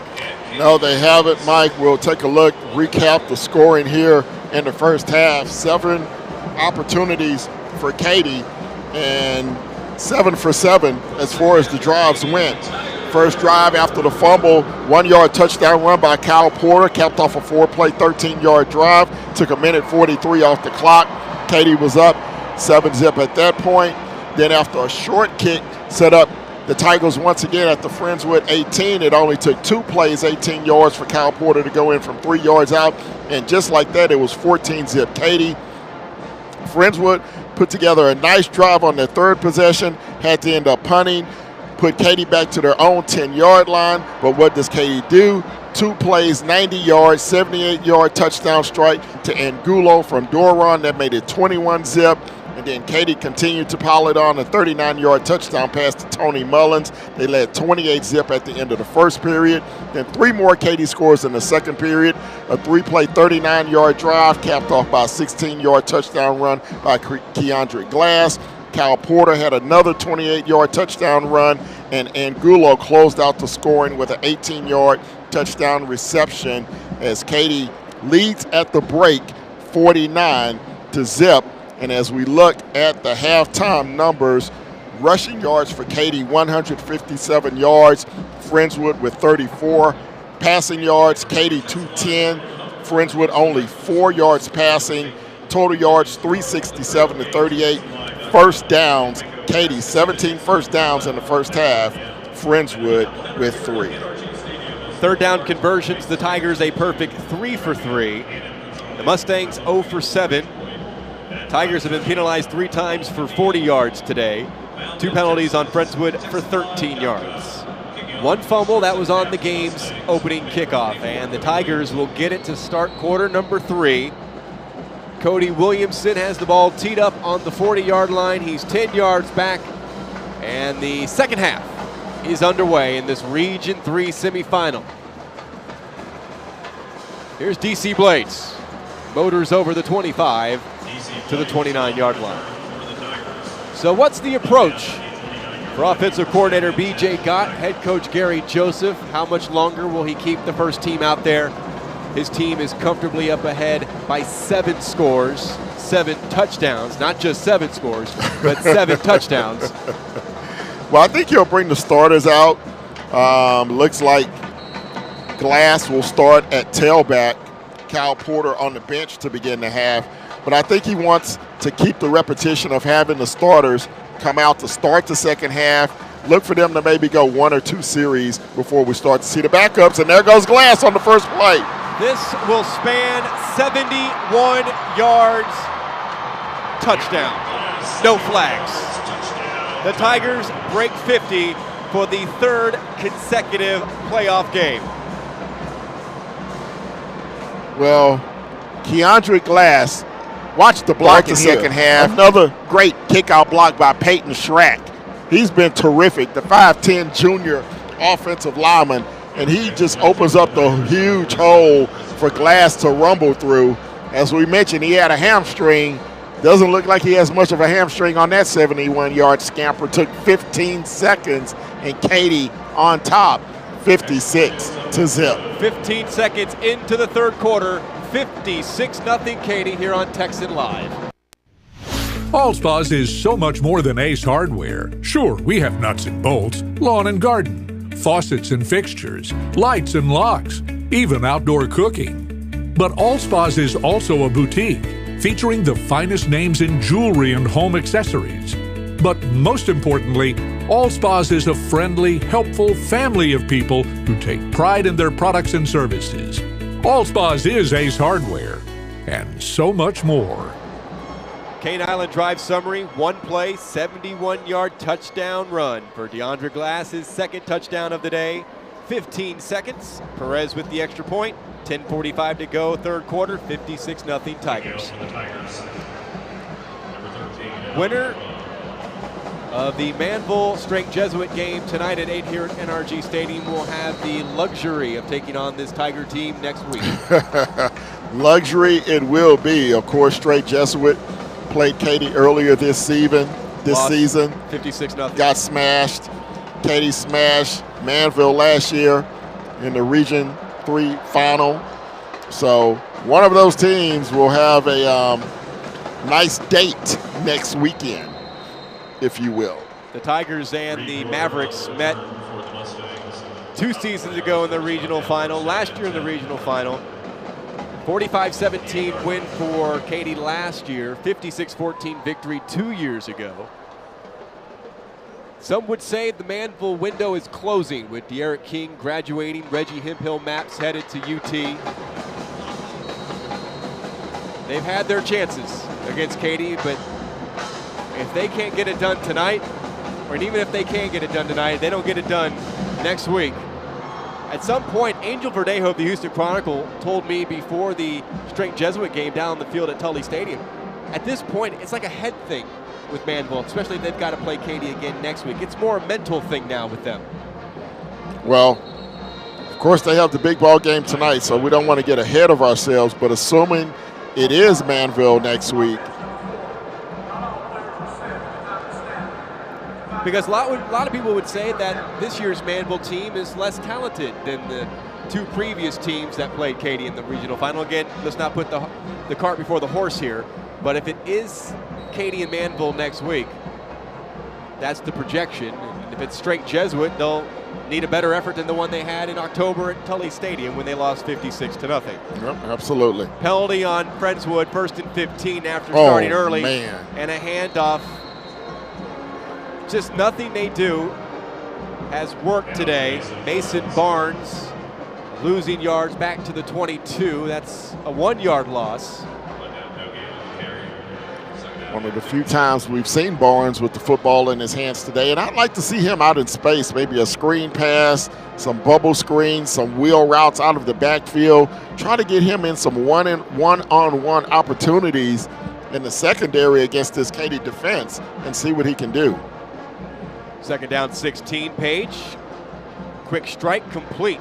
And Travis Willock with the tackle at the 28-yard line. Pass hauled in by Dylan Frisky. A gain of 6 on the pass play. Just the second completed pass for Tyler Page. He is 2 for 5 for 10 yards today. And Frisky on the season, their leading receiver. 26 receptions, 418 yards. He's a big play guy. He averages 16 yards of reception, 8 touchdowns on the season. Had 4 receptions for 77 yards and a 25-yard touchdown last week. That pass off target to this side of the field, intended for Nick Swanee. The sophomore receiver, Page, can't locate him, and it's 4th down. And it's going to be a quick 3 and out once again for Friendswood, and a lot of the Mustangs hanging their heads over here on the near sideline. These guys have had a tremendous season. Finished 8-4, 5-2 in district play out of the tough 24-6A. Third place finish.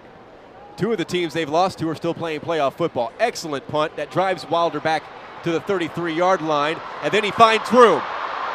He had 1 return for a touchdown last week, called back to penalty. This time, he takes it all the way. 67 yards to the house. 60-plus broken here at NRG Stadium by the Katy Tigers. Colin Wilder, one of the best return men in the business, takes it to the house. and Katy expanding their lead. Look at it here on the replay on the big board as he has a wall built to the far sideline. Excellent downfield blocking. Giovanni Stewart escorts him into the end zone, and Katy with .62, extra point makes it 63, and we'll go to break. Katy on top, 63 zip, 10-10 to go here in the third.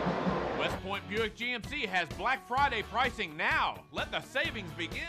For a limited time, get $8,000 savings off MSRP on 2015 GMC Yukons. Even 2015 GMC Sierra 1500s for just $25,900. Huge savings and selection only at West Point Buick GMC. Easy to get to on the Katy Freeway. Exit Parker Cypress both ways. We look forward to seeing you soon. West Point Buick GMC. A better place to buy.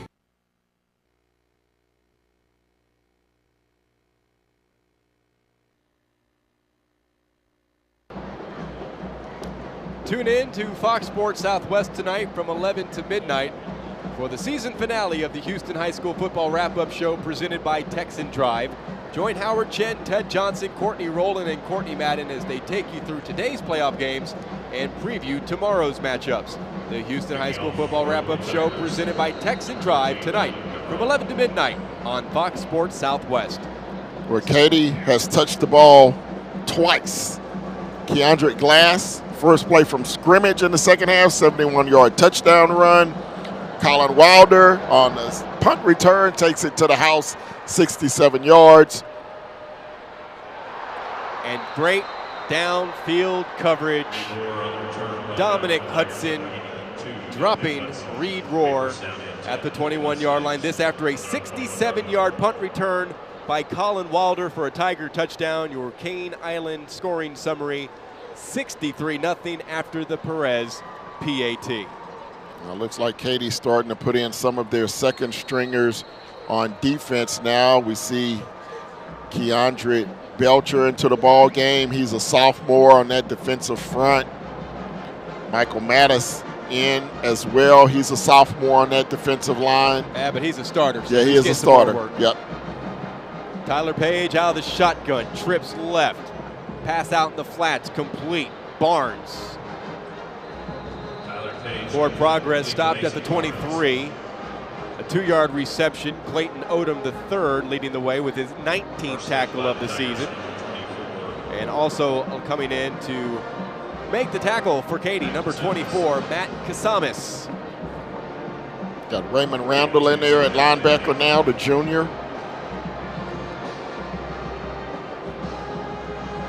On the ground to Barnes, left side. Tackle from behind by Hunter Stinson at the 26. 3 more yards piled up, and it's third down again for the Mustangs, who are 0 for 8 on third downs today, and a Tiger is down. So let's step aside with 9:20 left to play. Quarter number 3, 63-0 Tigers. The body is incredibly powerful. It's nimble and fluid. But sometimes we push it too far. That's when you need the strength of Memorial Hermann and our body of affiliated orthopedic specialists. With our Iron Man Sports Medicine Institute, they not only get your body back to where it was, they get it to go further.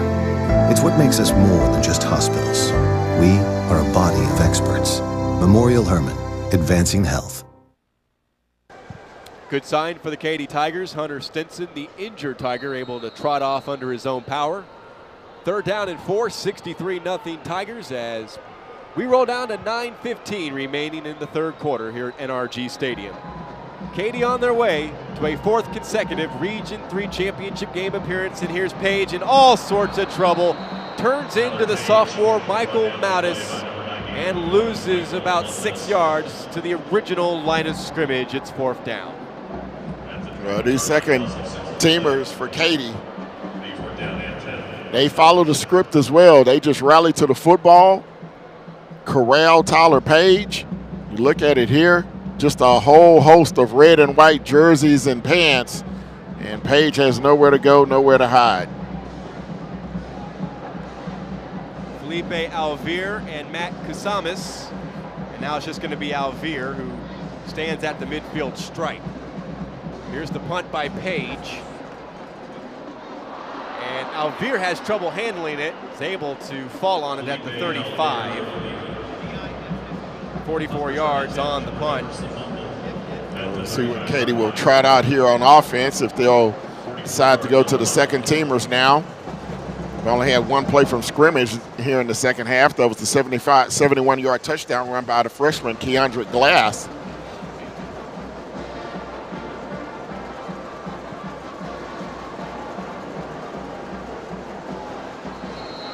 And it does look like the day is done for Garrett Doron. A half plus of work, and here's a pitch to the motion man, Dominic Hudson. Hudson will lose a couple of yards. As Reed Nickerson slashes in to make the tackle. Loss of about 2 on the play. Basically, 12. Reed Nickerson there. So we get a good look at Rocky Emery coming in at quarterback, and he's had a lot of playing time this year as Katy's had a lot of blowouts this season. He's thrown only one touchdown pass. It came in the first playoff game against Westside, a pass play and a touchdown connection with J.C. Angulo. Handoff Kadarius Page. Time to get some work in. The junior with his 115th carry of the year. 648 yards coming in. 8 touchdowns for the junior. A loss of 1. And a third down for the Tigers. Not sure if we're going to see any passing plays now with Rocky Emery. Not that he can't throw the football. I think the Tigers just want to get out of here. They're up by 63. The sooner they can leave, the sooner the better, right? Get ready for either Manville or Strake Jesuit next Friday night here at NRG in the regional final. Hudson in motion to the top of your screen as Emery will throw. Roll to his right, fire complete to Borowski on the far side. And the numbers game will catch up to Jackson Borowski, short of the first down at the 43-yard line, a hookup of 10 yards, but it is 4th down.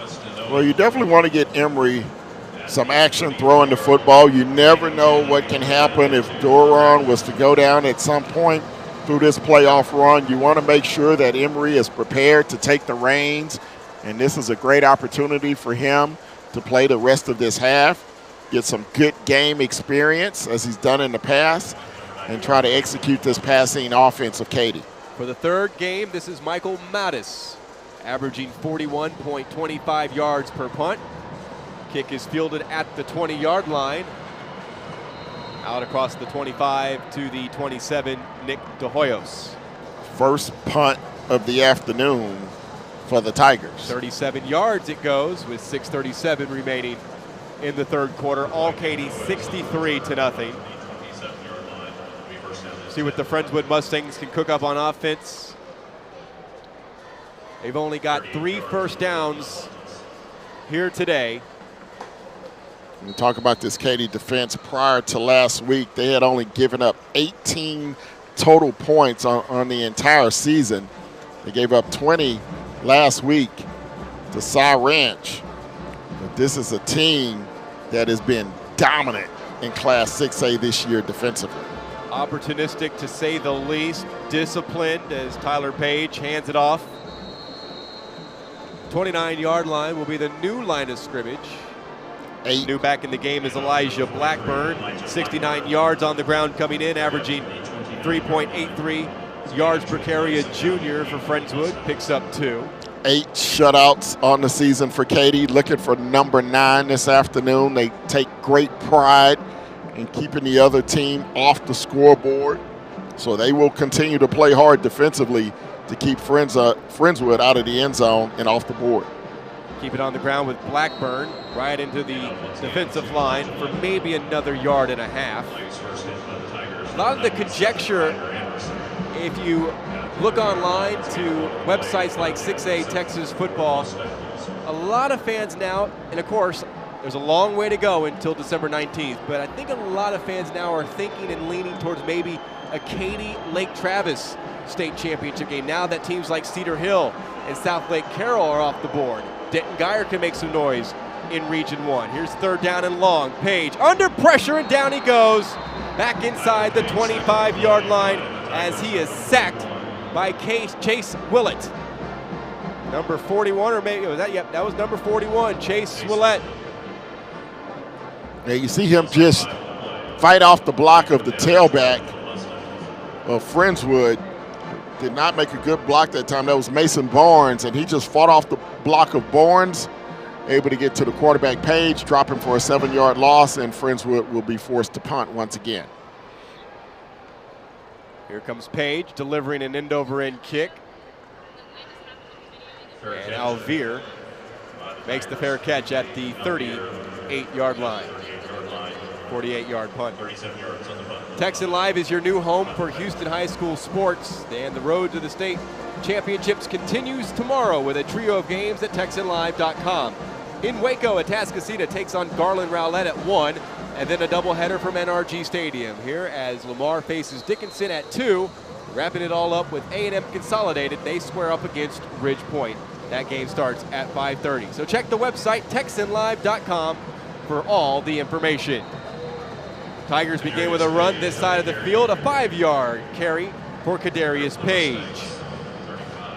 Tigers so far this afternoon, 438 yards of total offense. Last week against Cy Ranch, they rolled up their biggest output of the season, 657 yards. They had 419 on the ground last week against Cy Ranch. 4:15 left to play, quarter number 3. Tigers enjoying a 63-0 lead over Friendswood. Will they be able to pitch their 9th shutout of the season? That's a question for maybe a little bit later on in the 4th quarter. Handoff to the fullback. First one through on the quick hitter. Flag down on the far side of the field.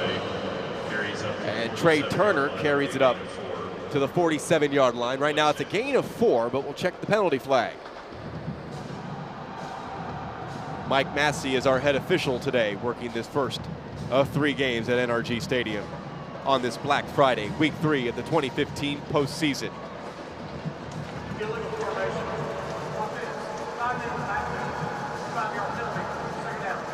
That's a new formation for Katy. 5 men in the backfield. Haven't seen that one yet this year. Katy on average outscoring their opponents 50-3 this season. Average margin of victory 47.25 points per game. A turn, handoff, Page gets it from Rocky Emery. Off guard left, gaining about those same 5 yards back. They just lost on the illegal formation penalty to the 43. It's going to be 3rd and 5 for the Tigers. They are now just only 3 of 4 on 3rd down conversions. The first team offense were a perfect 3 for 3 when they had to deal with 3rd down. Of course, Katy's toughest game so far this season was back in week 3, 14-7 victory over the Woodlands. And they went down in that game 7-0, and just like the Cy Ranch game last week, they weren't down for long. They got a quick response and then never looked back. Emery on 3rd and 5 rolls to his right, throws, and that is complete to Grant Jackman, number 85. Into Mustang territory at the 48-yard line, a 9-yard hookup on 3rd down. And just a little out route. Good comeback by Jackman. Picks up a couple of yards after the catch. Picks up the first down. 6th reception of the year for the senior Grant Jackman. Averaging 14.8 yards of reception this season. 74 yards coming in. That's the 20th first down of the afternoon for Katy as they cross midfield. 2.5 to play, quarter number 3. Here's Page. Gonna get strung out, tackled from behind. There is Page on the carry, tracked down from behind. Tackle made by Peter Gray, sophomore defensive end. Loss of a yard. Good job, good hustle from behind that time. Bringing him down from the backside, drops him for a loss back to the 49. Good play defensively that time by the Mustangs. The 456 yards of total offense by this Katy offense is more than the Mustangs have allowed defensively in an average of 2 games. They came in averaging 406.5 yards to their opponents on total offense. It wins over Hightower and Dawson. Keep it on the ground with a steady and healthy diet of Kadarius Page. Back to the original line of scrimmage as it'll be 3rd down and 10. Cody McIntyre, sophomore on the defensive line, leading the way. And we were talking with Robert Koopman before the game. This is a very young team. 4 seniors in the starting defense, 3 seniors in the starting offense. This is a Mustang team that's going to be heard from the next 2 years with maybe even a deeper run, a run this year that's going to end 3 rounds deep. They can make some noise the next 2 years in the 6A classification. Yeah, this is a team that's built for the future, not necessarily for the present. As we mentioned, they're just kind of playing with house money this afternoon against this Katy team. They're finding out what it's like to go up against a championship caliber ball club, and they did that, you know, in their district as well. As Dickinson is a very tough out. They're going to be a very tough out at the remainder of the playoffs. They have a big game tomorrow afternoon, but they are getting some valuable experience. A lot of close ball games for Friendswood this season. They've had a lot of contests that have come down to the final quarter. Last week in overtime, the victory over Pearland Dawson, 49-42. In the first round of the playoffs, they defeated Fort Bend Hightower 27-24. So a lot of close ball games throughout the season that's really going to strengthen the character of this Mustang ball club going forward. 40-yard punt by Michael Modison. What about that Dickinson-Pearland game last week? 4 overtimes. Dickinson will play Lamar here at NRG Stadium tomorrow. One half of the Class 6A Division I Region 3 semifinals. The other half will take place at 4 p.m. today here at NRG, Cy Falls and North Shore. That's going to be a big game this afternoon at NRG. The Golden Eagles trying to make another run towards a possible state championship. Got close a few years ago, made it to the state finals. That was 2006, Ken, and they have gone their deepest since that time. 3 rounds deep this season is the deepest they've been since losing to Cedar Hill back in 2006 in the state final in San Antonio. New quarterback in the game is Ryan Epperson. Throws a bomb to Tyler Page on this side of the field, and Clayton Odom right there in lockstep with the primary quarterback who's out as a receiver on that play. And again, trying to find some ways to get Page involved in the offense. We've seen him obviously at quarterback this afternoon. We saw him as a kick returner, had a nice 55-yard kick return in the first half, and now they line him out at wideout to try to use that speed to try to get him one-on-one in the secondary. 46 seconds remaining in the third quarter. On the keeper, Page back in at the quarterback spot. He is strung out and tackled out of bounds at the 12-yard line. Slashing in to make the tackle was Chase Willett.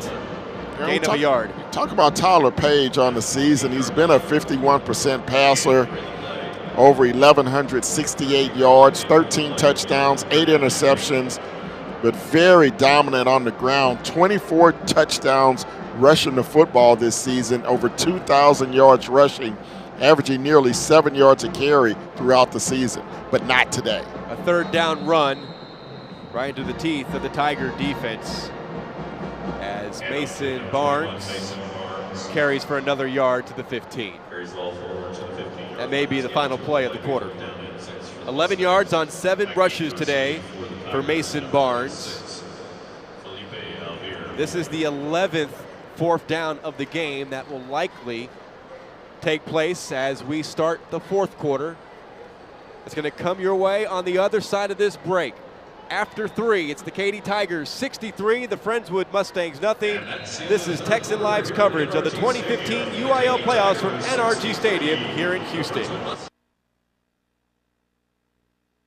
Sign of Texas. How does your typical Texas mom stop the afternoon munchies? Mom, we're hungry! With a quick stop at DQ. From great DQ desserts like the Blizzard to classic dip cones, shakes, sundaes, and more. Because DQ has something for everybody. For the best treats and eats in Texas, there's only one place to stop. DQ. This is the stop sign of Texas. As a Ford employee, I get to give my friends a special deal on cars, trucks, and SUVs. It's friends and neighbors pricing, and for a limited time, we're letting everyone in on this deal. That doesn't happen every day. And you can see the low price at Ford.com. There it is. And that's the low price you'll pay. It's that easy. You don't have to negotiate, it's hassle-free. It's an inside deal. Now for everyone. America's best-selling brand now offers friends and neighbors pricing to everyone on all Ford vehicles, but only for a limited time at your participating Texas Ford dealer. Another punt for Tyler Page. Felipe Alvear back deep to receive. And he just calls a fair catch at the 49. A 34-yard punt for Page. That is his 5th punt of the day. This game produced and directed by Dre Matula, and alongside former Texas Longhorn Ken Moore, Michael Silvers with you, and all of our Texan Live technical crew on hand for a triple header of games on this Black Friday at NRG Stadium. All Katy 63-0 over Friendswood, the first meeting between these two schools since 1973 when they were district opponents in 22A. Looks like we're going down to the 3rd string quarterback depth chart. Hayden Baker checking in now at QB for Katy. And off to Wes Chance off the pitch, I should say. Gain of 2. Looked like a pitch to number 22, Wes Chance. Chance on the season, over 240 yards on the ground, averages about 8 yards a pop. So he's the 4th string tailback. So Katy getting everyone involved here in the 4th period this afternoon, getting everyone some playing time in the big stadium. Roof closed this afternoon. As a matter of fact, I'm not sure if the roof has ever been open for a high school game here. It's hardly ever open for a Texan game. Chance bounces it out to the outside, and he's going to be thrown for a loss by Weston Owen, junior in the secondary, back to the original line of scrimmage. Of course, they installed the new field turf here earlier this season for the Texans, and only took them an injury to their #1 draft pick. Yep, finally and injuries to several other players in the NFL. That's right. So they finally decided to install it full time. It's always been present for the high school and college games here, but now they've made it present for the professional team in town as well. So as you see the ball spotted right outside the Texan logo at midfield. Baker on the play fake, 3rd and 10, fires, incomplete. Good coverage by Reed Nickerson on the pass intended for Michael Blaze. And the Tigers forced to punt it away once again. I will say this, Ken, it's been more recently that all the high school games were played on field turf. You go back to the 2008 finals when the 5A games were played here. Katy's win over Wiley, Allen's victory over Hightower. They played on the grass. Yes. In that game. Yeah. Or those 2 games. And that old grass here would get torn up very easily. So Chris Perez getting a chance to punt it away. A lot of improvements here to the stadium and the playing surfaces. 33 yards on the punt by Chris Perez. The Houston High School football playoffs continue next week, and Texan Live is your home for the postseason. Get your tickets today to the state championships held here at NRG Stadium in Houston by following the UIL link on TexanLive.com. Then follow your team on the road to state at the home for Houston High School sports, TexanLive.com. Friendswood take over, back to work. They'll scrimmage from their own 16-yard line.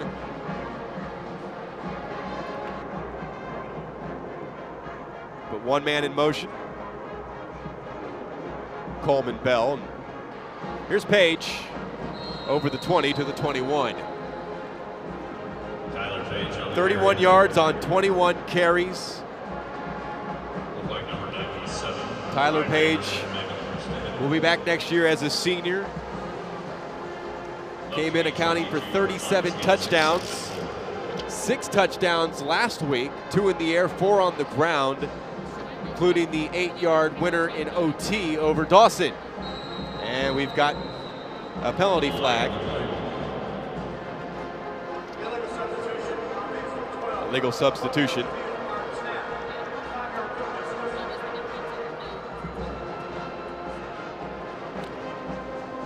So the Tigers will improve to 13-0 inside the confines of NRG Stadium. They won the very first high school football game played here back in 2004.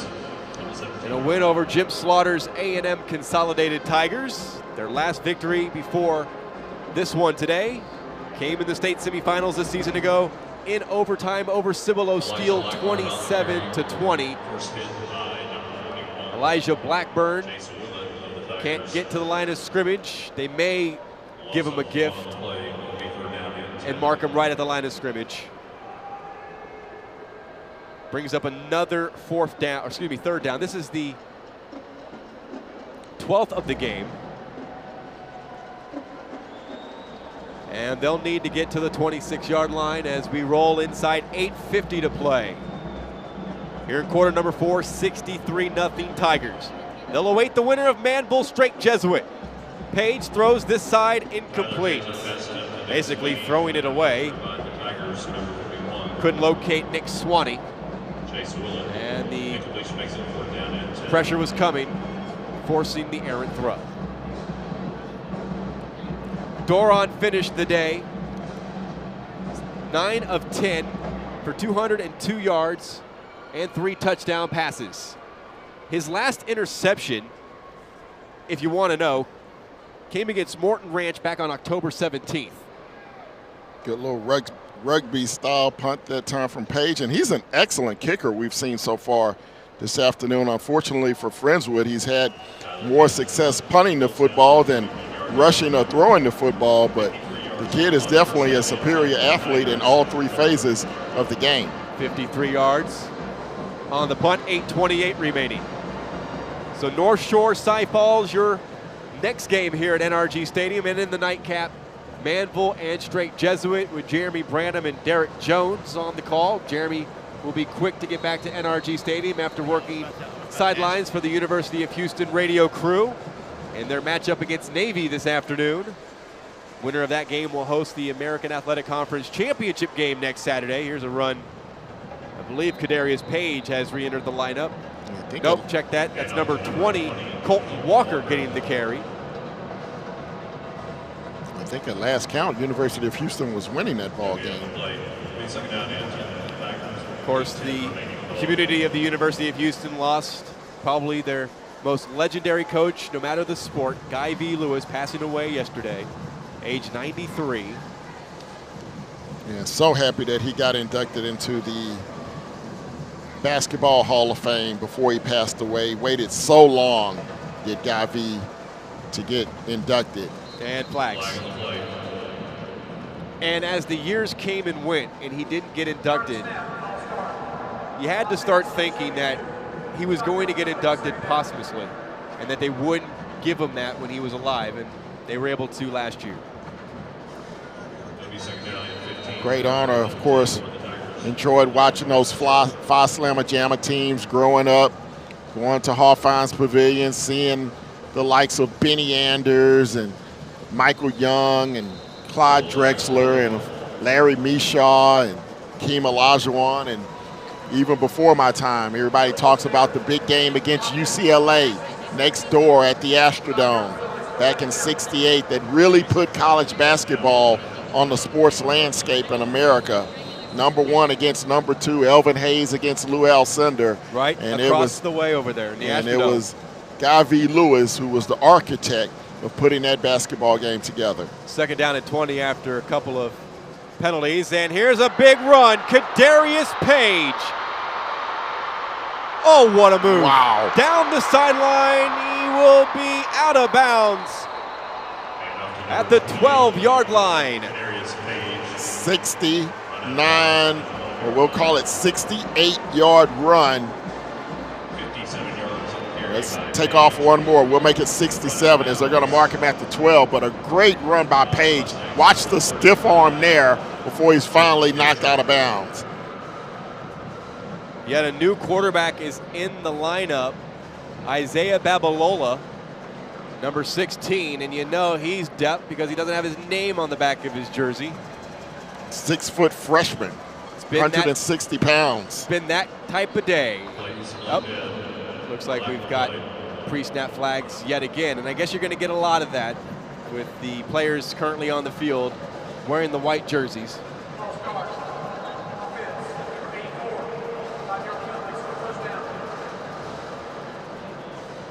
Still got 6 minutes, 44 seconds to go in this one, so a lot of players trying to get their names in the newspaper and on the internet and on the radio and on the TV this afternoon. So 1st and 15 now. Ball on the Friendswood 17.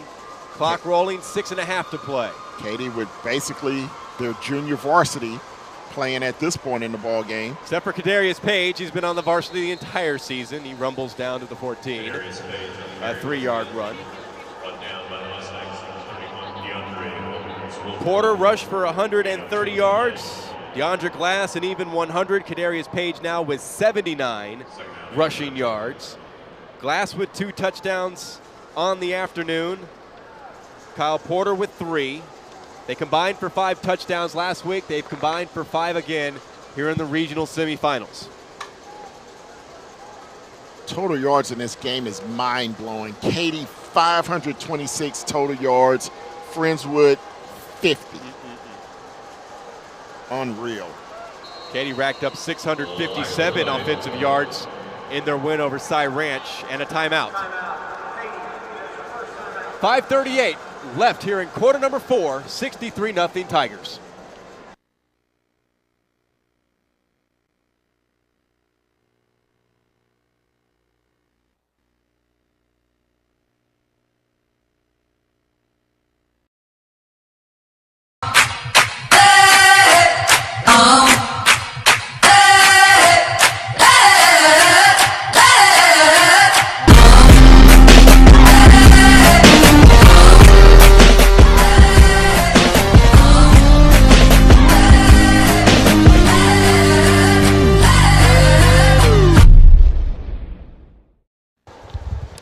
Michael Silvers, Ken Moore, and our entire crew back here at NRG Stadium. Final 5:38 of this Region 3 semifinal. The Katy Tigers enjoying a 63-0 lead. 2nd down and 12 from the Mustang 14. Babalola, the quarterback, hands it off to Page. Page forced to the outside. Page turns it downfield inside the 10. Keep the clock moving as he is down to the 8. And all of these Katy tailbacks, similar build, similar size. As you see Page rumble to the outside that time, but it was a 3-headed monster for most of the season with Page, Porter, Glass. Of course, Kyle Porter's the bell cow, the senior. Well over 1,200 yards on the season.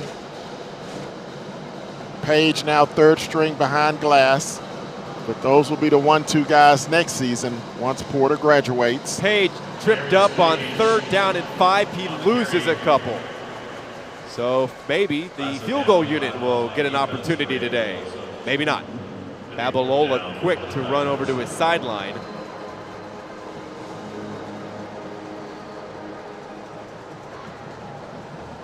This just the fourth down of the afternoon, Ken Moore, for the Katy Tigers. It's been that type of day. Of course, you look at our scoring bug, you can tell they've had fun today. 63-0. And they are going to go for the field goal. Hayden Baker out to do the holding on what will be a 26-yard field goal by Chris Perez. This season, 7 for 11 on field goals. He hits his 8th of the year and extends the Tiger lead to 66-0 here at NRG Stadium. 4:06 to go in today's game. You're watching the 2015 UIL playoffs on Texan Live. West Point Buick GMC has Black Friday pricing now. Let the savings begin. For a limited time, get $8,000 savings off MSRP on 2015 GMC Yukons.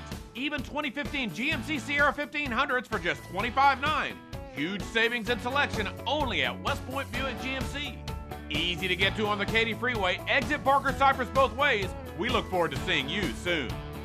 West Point Buick GMC, a better place to buy.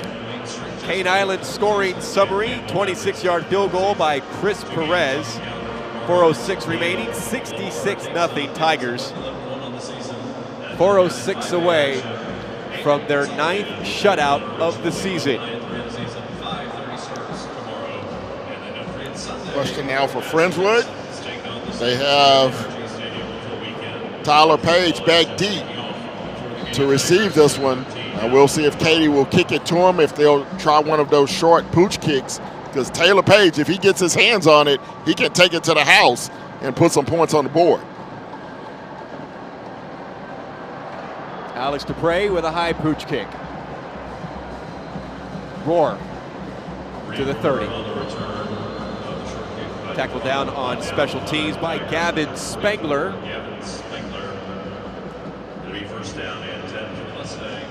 We'll see if Page will come out once again at quarterback or if Friendswood will go into their depth chart. Looks like our colleague Jeremy Branham's college days on the football field are not done. He'll be working the sidelines for U of H radio next Saturday as the Cougars comfortably ahead of Navy 52-31 and will host, I believe, Temple next Saturday right here in Houston at TD ECU Stadium for the AAC Championship. Epperson spinning off tackles for Friendswood. Picks up 6, maybe 7 yards to the 37-yard line. Elijah Blackburn, check that. Best run of the day for Elijah. Nice carry on first down as we go under or approach 3.5 minutes here to go in this one. 21 first downs picked up for the Tigers today, just 3 for Friendswood. Their season will end, hopefully for them, not via shutout, and there's a fumble on the exchange, but it looks like Blackburn was able to grab it on a hop, and all that results in a first down on a 6-yard play. Well, you get them any way you can get them against Katy. Ball just pops out, and luckily for Blackburn, it pops right back into his arms. It'll go down as a 5-yard carry and a first down across the 40 to the 41. We have deployed Courtney Madden down on the field to try to get post-game reaction with the victorious Katy Tigers. So we'll try to bring all that to you during our post-game coverage. First down and 10. Keep it on the ground with Elijah Blackburn. He will gain another 5. Ryder Anderson there to bring him down with Raymond Randall.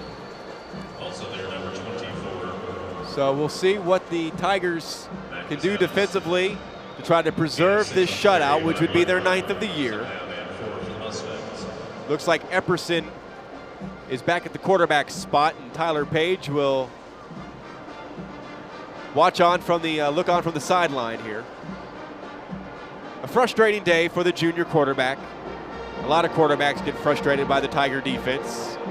Blackburn piles forward for another couple of yards to the 48. Epperson on the season, 5 of 13, 118 yards, 2 touchdowns, 0 interceptions, completing about 38.5% of his passes on the season. Epperson is a senior, so this will be his final go-around.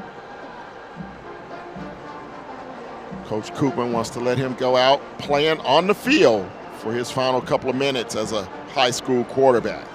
Keeper, first down, picked up on the 3rd down conversion into Tiger territory. 4 yards.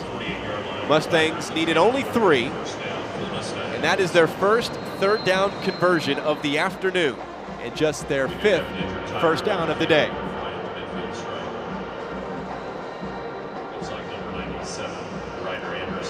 And we have a Tiger down. Back in a moment here on Texan Live. The body is incredibly powerful. It's nimble and fluid, but sometimes we push it too far. That's when you need the strength of Memorial Hermann and our body of affiliated orthopedic specialists. With our Ironman Sports Medicine. Welcome back, 1st and 10. Epperson hands it off. Blackburn off tackle right. Slides across the 45 to the 43. Gain of 5. At the 43-yard line, that's a gain of 5 on the play, second and 5 for the Mustangs. 1:15 left to play in this first game of a triple header at NRG Stadium. The Tigers will move on to the Region 3 championship game next Friday night at 7 right here at NRG Stadium to take on the winner of the Manville Straight Jesuit game that caps off this Friday night at NRG. Blackburn for another yard as we roll inside the final minute of play. Well, a lot of great action still to come this afternoon here on Texan Live. That South Falls North Shore game coming up at 4 p.m. should be tremendous. And as you mentioned, the winner of tonight's matchup between Manville and Straight Jesuit will get a shot at these Katy Tigers. And there's going to be a false start. That may result in a 10-second runoff possibly if they decide to take it. I think the referee's just going to mark off the 5, not worry about the 10 seconds.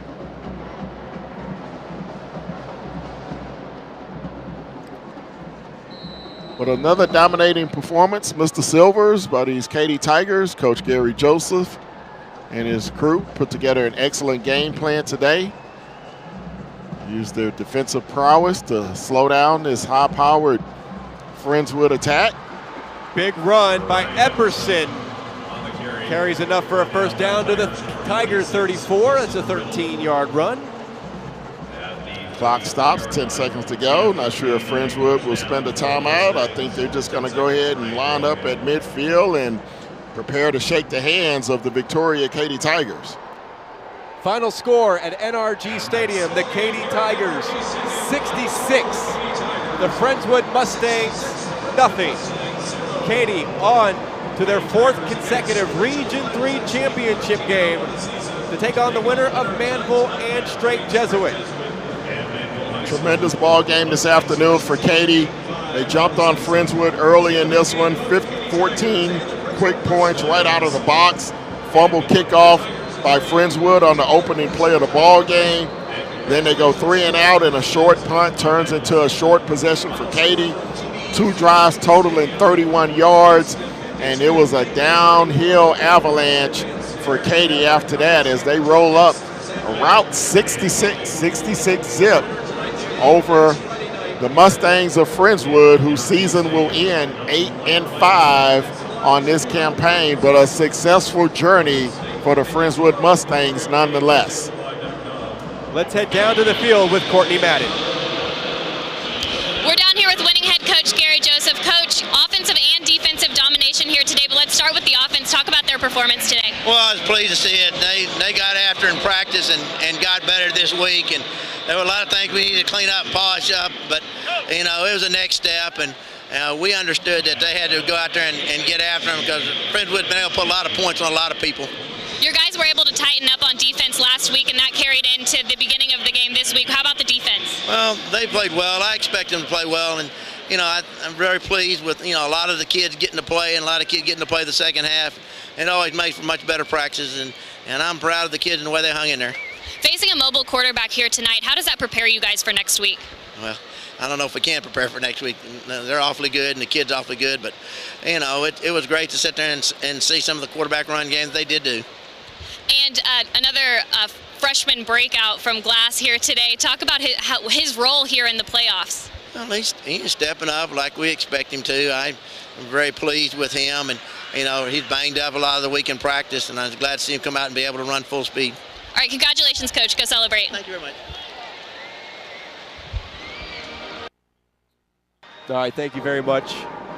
Courtney Madden with the head coach of the victorious Katy Tigers, Gary Joseph. And one of the things that he said about his defense is that he expects them to play well, coming from an old defensive coordinator. Well, absolutely. I mean, you can see that in their preparation and in the results. 9 shutouts on the season for the Katy Tigers, and they have just been absolutely tremendous. Again, their most formidable foe was last week against Cy Ranch, who put up 20 on them. But for the season, through now 13 games, they've only given up a total of 38 points on the entire 2015 campaign.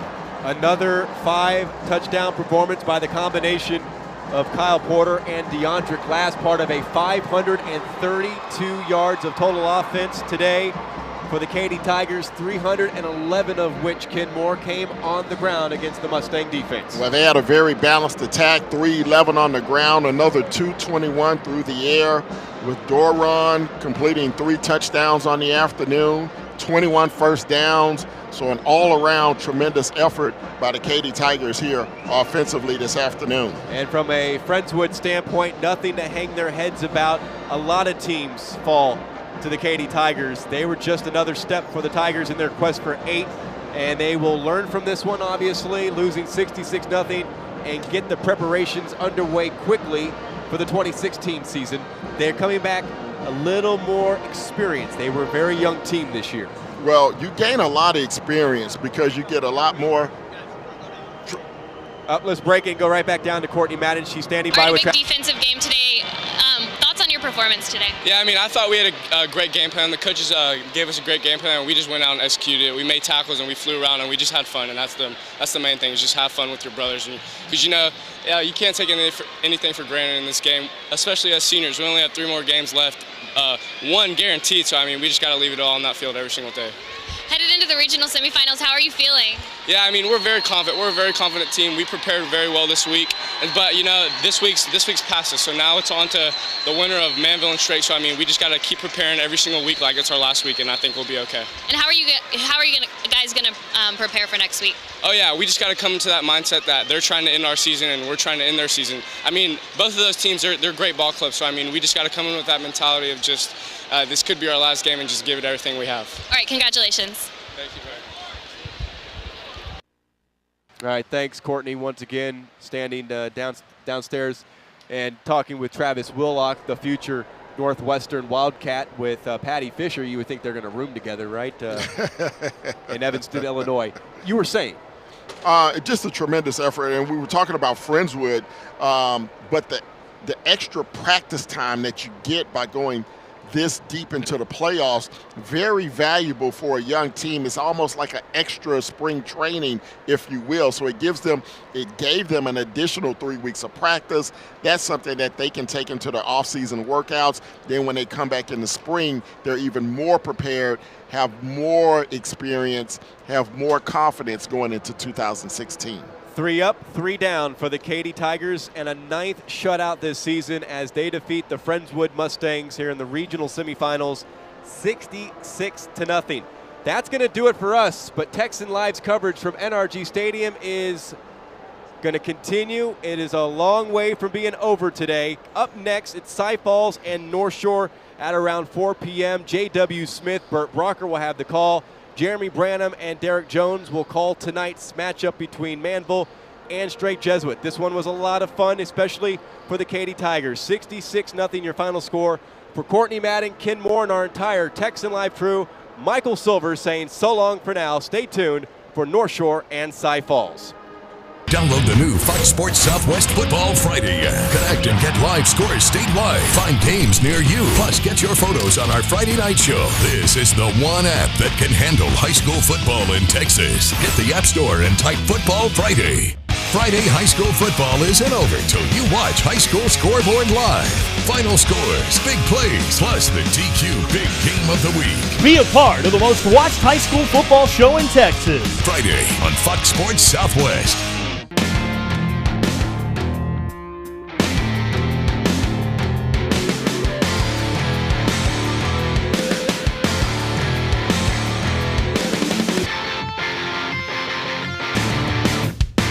Only one network is big enough to cover the great state of Texas, and only one show travels across the state to get the skinny on high school sports every week, all year long. You want the best in high school sports? Catch High School Spotlight on Fox Sports Southwest.